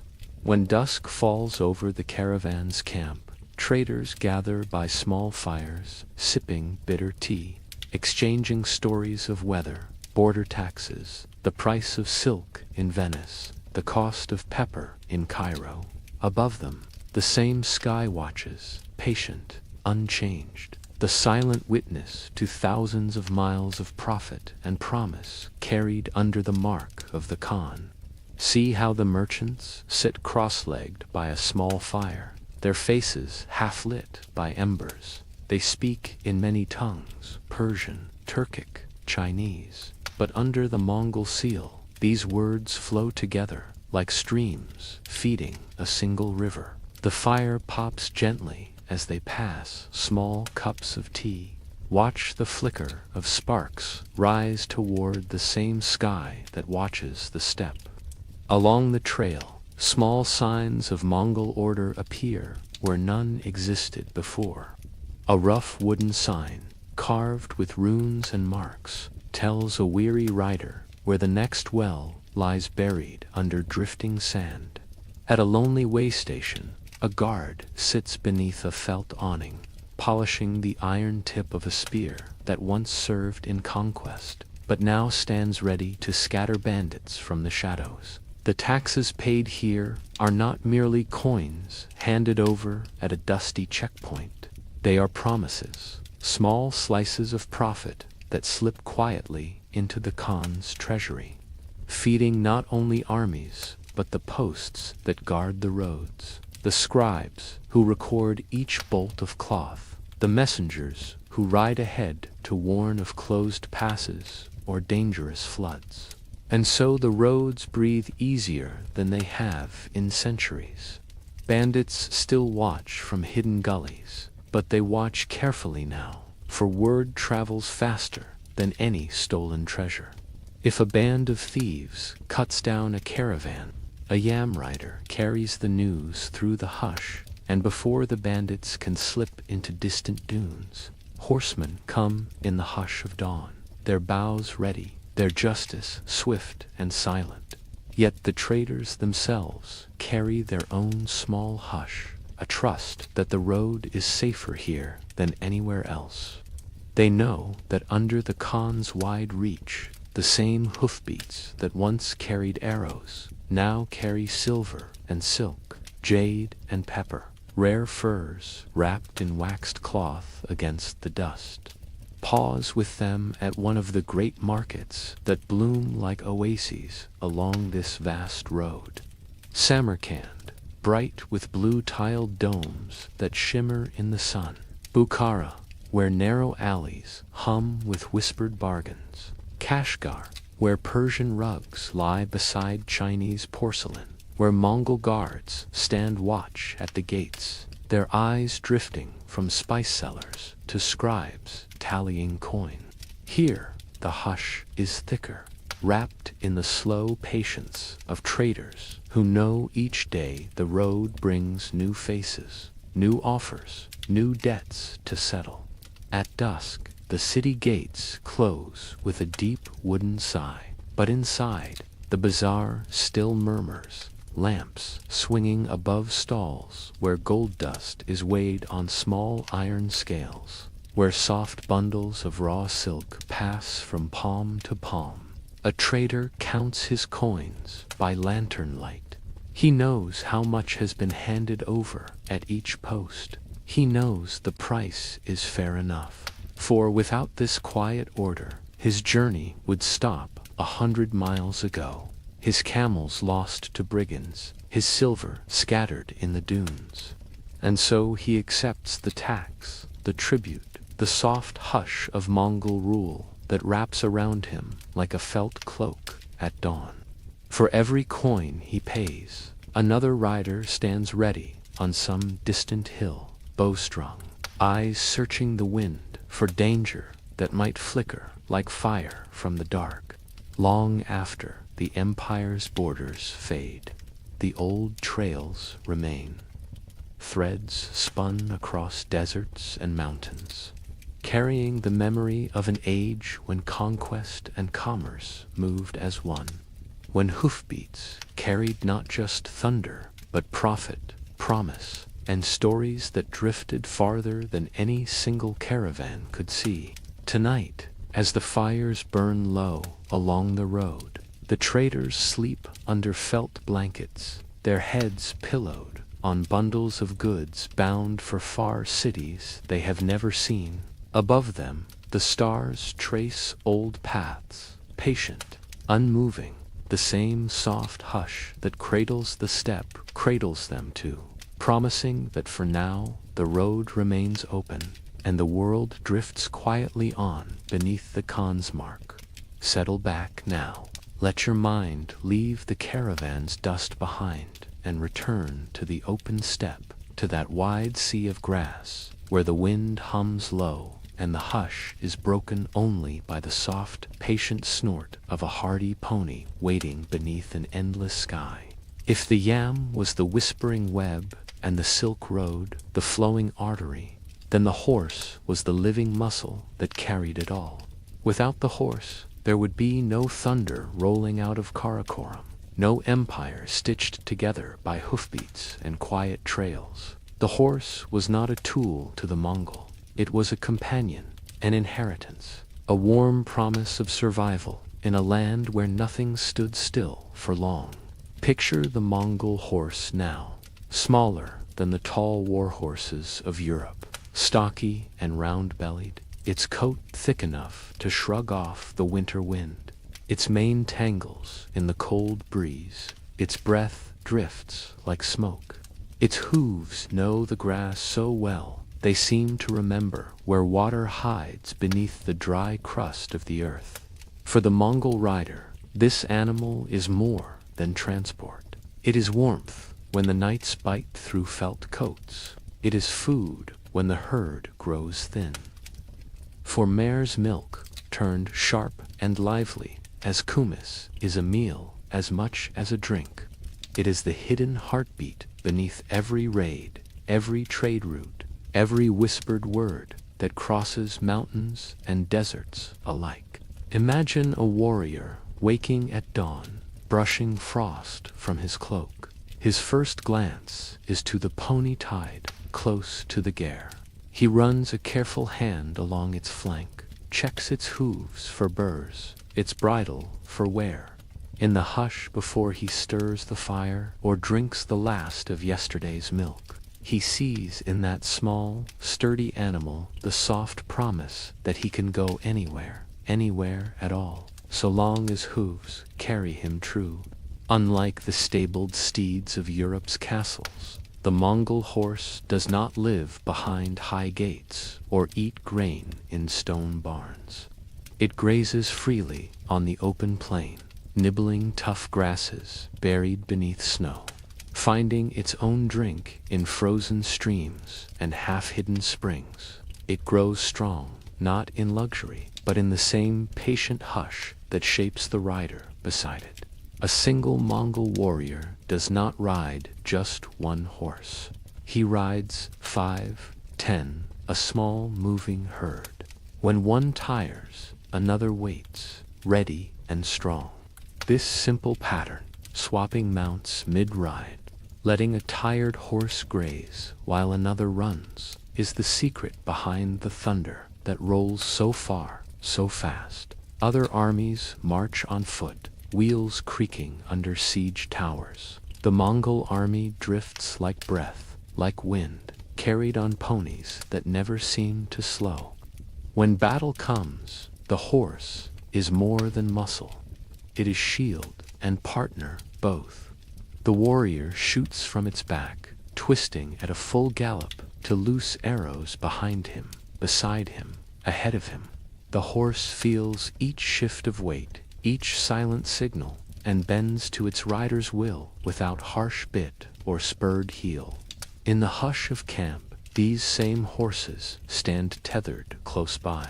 Children learn to ride before they learn to read, if they ever learn letters at all. Even the smallest child finds a friend in the shaggy pony that will one day carry him or her into hunt, raid, or trade.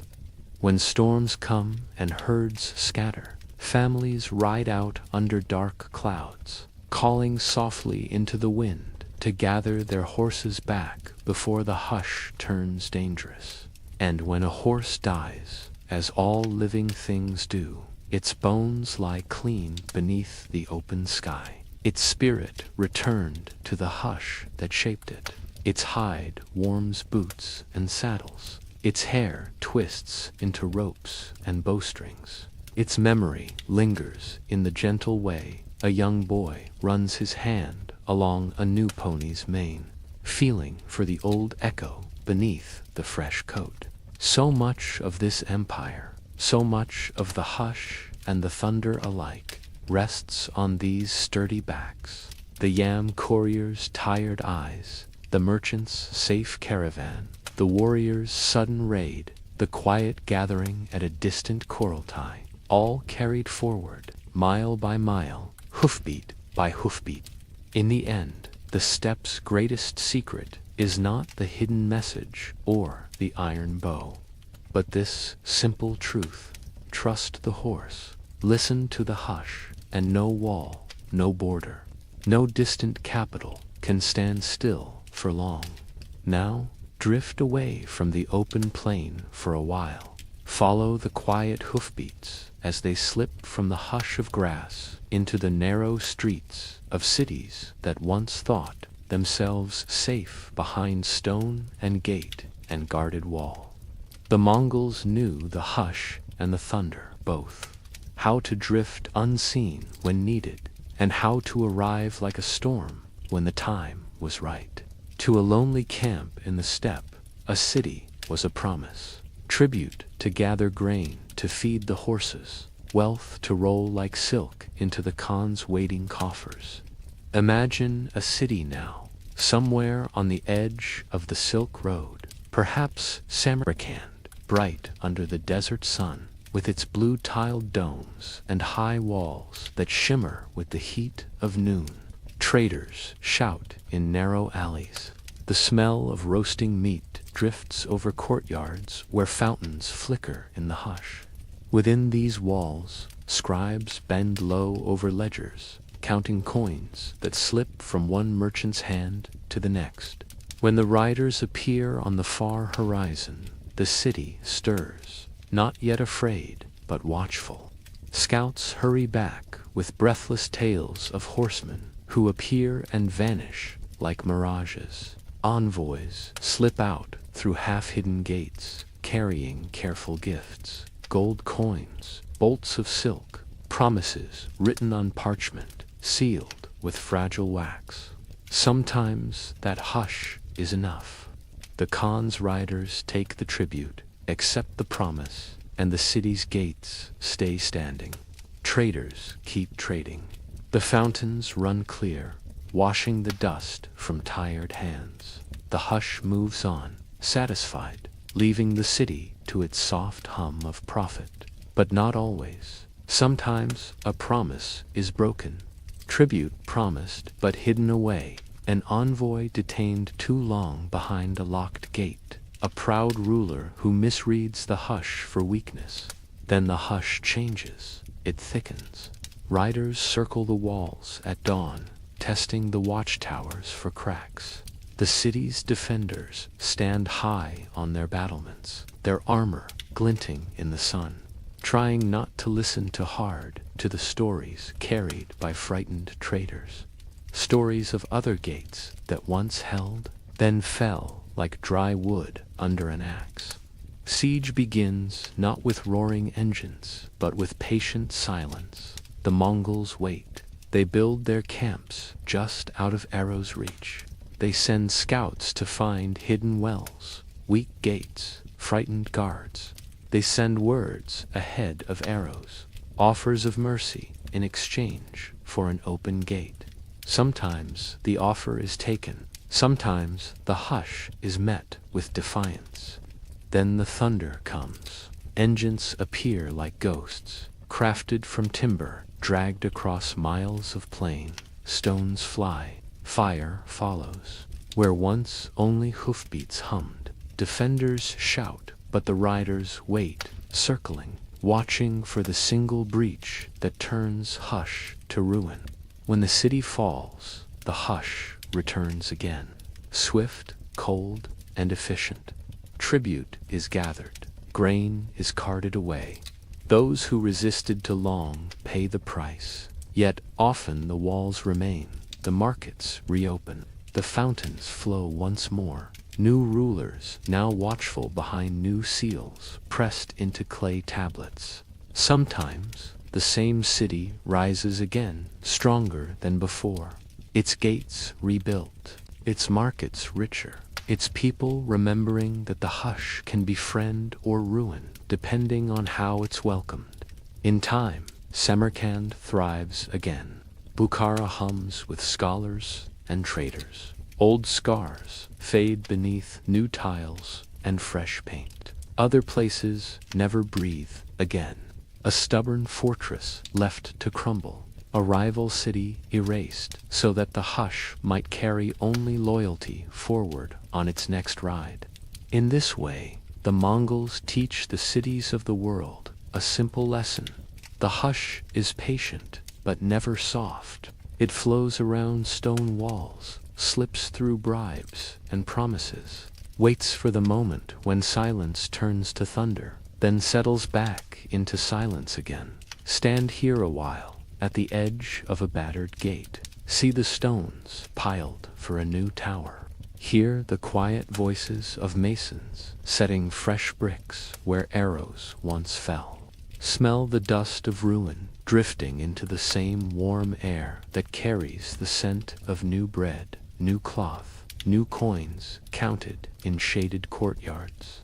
The hush never truly leaves. It hums in every rebuilt gate, every scribe's careful line, every soft promise traded beneath the Khan's watching sky. Stay here a little longer at the broken gate, where the hush gathers like dust in the cracks. Imagine how the city breathes again, even as ash settles into old mortar, even as traders sweep clean the courtyards where arrows once struck walls in the hush of dawn. A city is more than stone and gate. It is voices, wheels creaking under heavy loads, spices lifting on the breeze. It is prayers whispered in hidden rooms, while watchmen scan the walls for signs of riders drifting like shadows across the plain.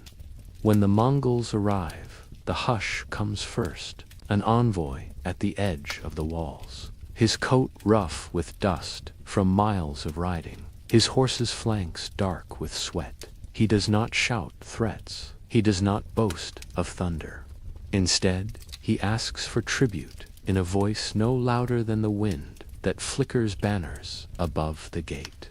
Inside the city, the rulers argue in candlelit rooms. Some see the hush for what it is, a chance to open the gates, to pass coins through patient hands, to trade stone for time. Others stand tall in their pride, convinced that their towers, their deep wells, their soldiers lined on high battlements can silence a hush born on the steppe. For a while, it seems they might be right.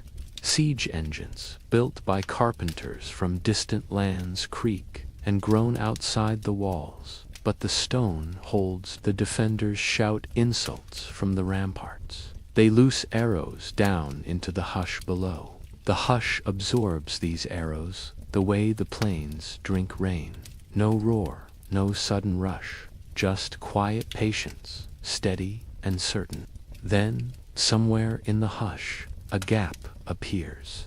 A tired guard opens a small gate at dusk, tempted by a bribe or driven by fear.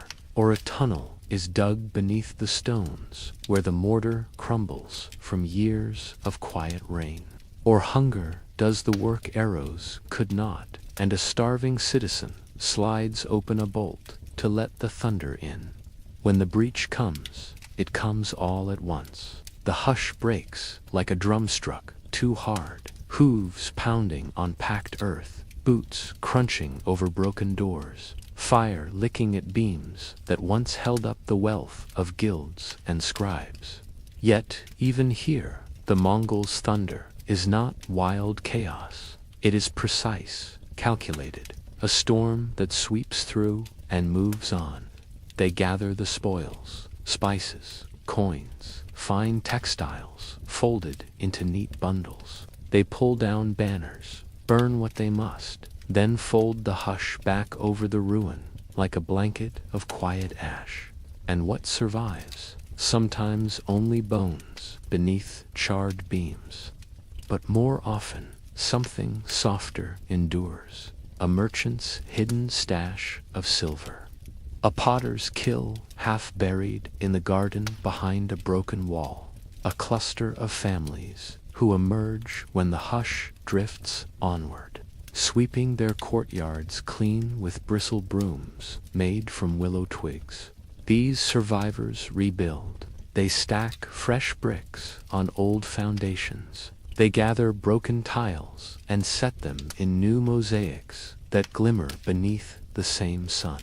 They trade again, this time under the Khan's mark, their caravans rolling safely along roads kept clear by the same riders who once brought thunder to their gates. And so, the cities learn a new kind of hush, not the silence of ruin, but the quiet hum of tribute, of coins counted in shaded courtyards, of gates swung wide before the riders need to circle them again.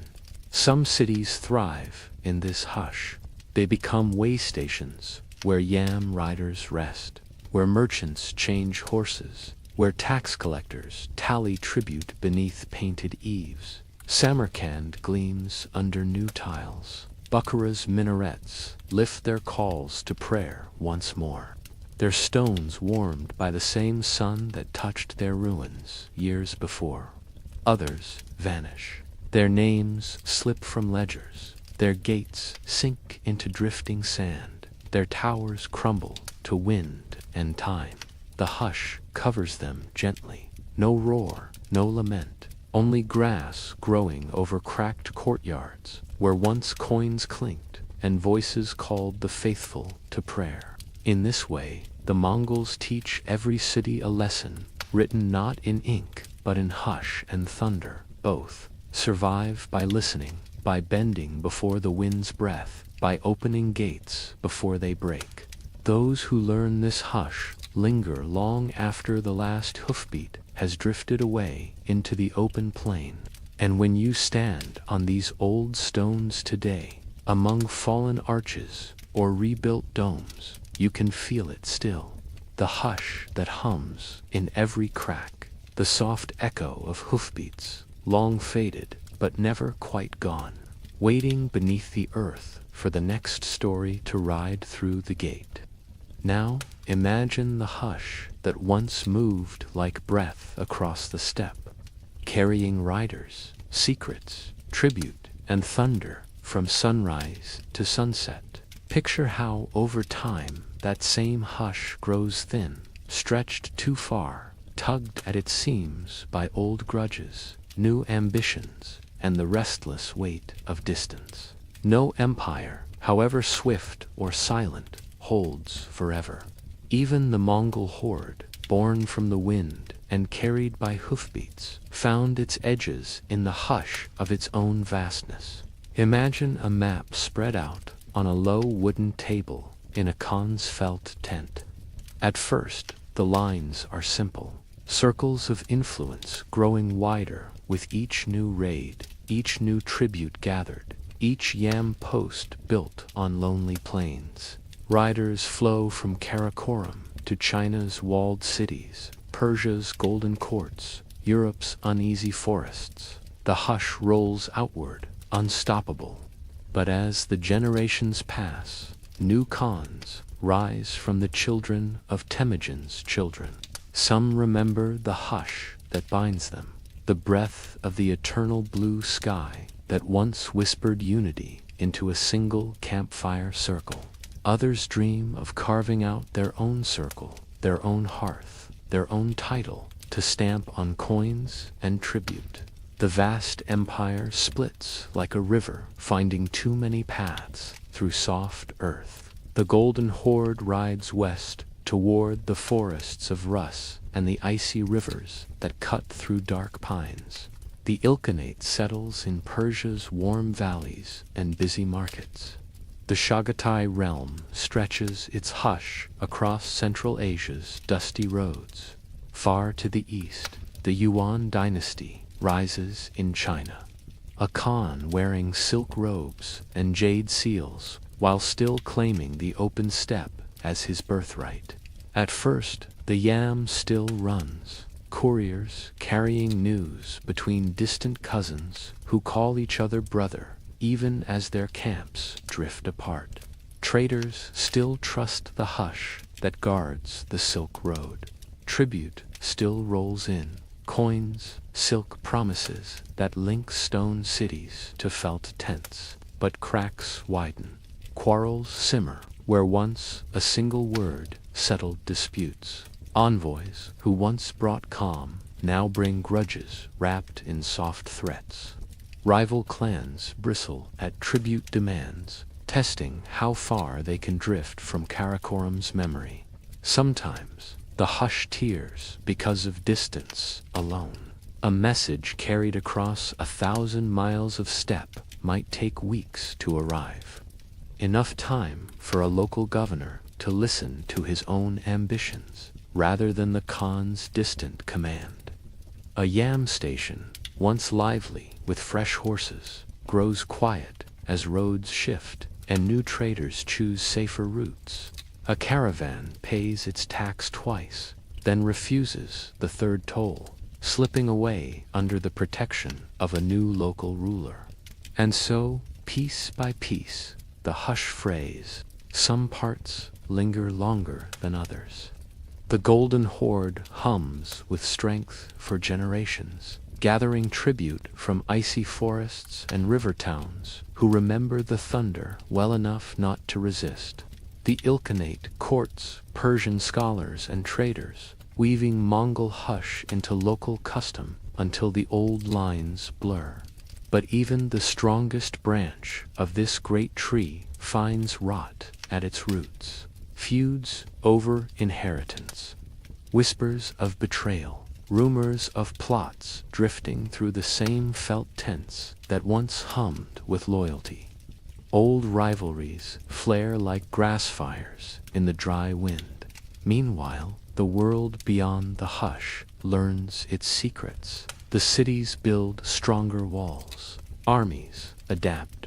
Cavalry that once scattered before Mongol arrows learn the same tricks, build their own mounted thunder. The Silk Road shifts under new rulers who offer their own hush. Taxes paid not to Karakoram but to local Khans who care little for the old order. In time, Karakoram itself fades, its wooden halls falling silent, its stones buried under drifting grass and patient soil. New centers rise elsewhere, their hearths warm but their words no longer binding all riders to a single breath beneath the blue sky. Yet the hush does not vanish completely. It lingers in the roads that remain clear long after the yam grows quiet. It drifts in the shape of saddles, bows, sturdy ponies still bred on the same wide plain. It hums in stories told in distant lands of a time when a single word could summon riders who crossed continents before dawn fully woke the sky. Stand here now, at the edge of this unraveling. Feel how the hush softens into memory, how the thunder sinks beneath the patient grass, leaving only faint trails pressed into earth that remembers everything. Stay here a while longer at the fraying edge of empire, where the hush that once wrapped a single campfire now struggles to bind fires scattered across deserts, mountains, and half-forgotten roads. Picture the Khans of old sons and grandsons of Temujin, sitting cross-legged inside their great felt halls, maps spread wide before them. A flick of the handmarks where new tribute must come from. A nod sends riders galloping into distant forests. A whispered word settles quarrels before they grow teeth. But now, that same map grows too wide for any one voice to reach every corner. One Khan sits in Persia's warm stone courts, wrapped in silk, drinking tea brewed from leaves carried on the same roads that once trembled under his grandfather's hooves. Another Khan sits in a painted palace in China, his court heavy with scribes and merchants who speak soft words in many tongues. But not all share the same hush that once drifted through a single felt gare under the blue sky. Between them lie new borders, invisible yet solid. The riders who once carried secrets and tribute now carry warnings. News of small betrayals, rumors of cities testing the hush to see if it can still hold them. Sometimes they arrive too late. A local warlord has already sealed his own roads, claiming the Yam stations for himself. A village once loyal slips its tribute into hidden vaults, paying a new master who promises protection closer and quicker than a distant Khan's weary envoys. The old web of alliances tangles on itself. What once was simple loyalty, sealed by a bowl of kumi and an oath spoken in a hush only the wind could hear, now drifts into paper treaties and uneasy bargains struck in palace halls far from the plain. The more they write, the less they trust. The more they speak, the less they listen to the hush that once asked so little but gave so much. Outside these halls, the horses still graze. The children still learn to ride before they walk steady on their own legs. But the camps grow smaller. Small chieftains claim bits of the herd, bits of the hush, bits of the old thunder. Sometimes they rise, bold men and women hoping to bind it back together. Sometimes they fall, arrows loosed in the dark, quiet assassins who settle old feuds with no witness but the wind. In China's wide valleys, the Yuan dynasty rises tall for a while. Emperors on silk cushions, who still wear the mark of the great Khan, but rule through courtiers and ink more than bow and hoof. They build stone walls, raise taxes, polish court rituals that grow heavy with ceremony. For a time, it works, but the hush that once drifted free under the open steppe does not settle easily inside stone palaces. Rebellions bloom like spring grass, soft at first, then stubborn and thick, rooted deep in lands that do not forget their own hush. Far to the west, the Golden Horde hums longer than most. They gather tribute from forest towns where rivers freeze half the year and wooden forts stand. Watch against wolves and rival princes, but even there cracks appear. Rival clans tug at the same taxes. Alliances splinter like thin ice under too many feet, and always the roads shift. The yam posts that once rang with hoofbeats and low fires stand empty now, roofs caved by snow, paddocks choked with weeds. A few stubborn keepers linger, warming their hands over small hearths, listening for riders who no longer come. They pass the old stories on to sons and daughters, who stand guard over trails that drift slowly back into grass. In time, new traders find new paths. Ships braving salt winds bring silk and spices across oceans that no hoof can gallop across. Cities that once bent their knee to felt tents learn new ways to guard their gates, new treaties to sign with distant kings who know little of the hush but plenty of coin and cannon. Yet, for all this fading, the hush does not vanish completely. It settles quietly into the bones of the plain. It breathes in the old saddles passed down from father to son. It hums in lullabies, sung to children who still dream of ponies waiting in the dawn. It drifts through ruined posts and half-buried coins, waiting for curious hands to lift it back into the light. If you stand on that wide plain at dusk, feel the hush wrap around you like an old blanket. Listen for the faint echo of hoofbeats rolling out beneath the sky so wide it still carries Temujin's breath in its cold, patient wind.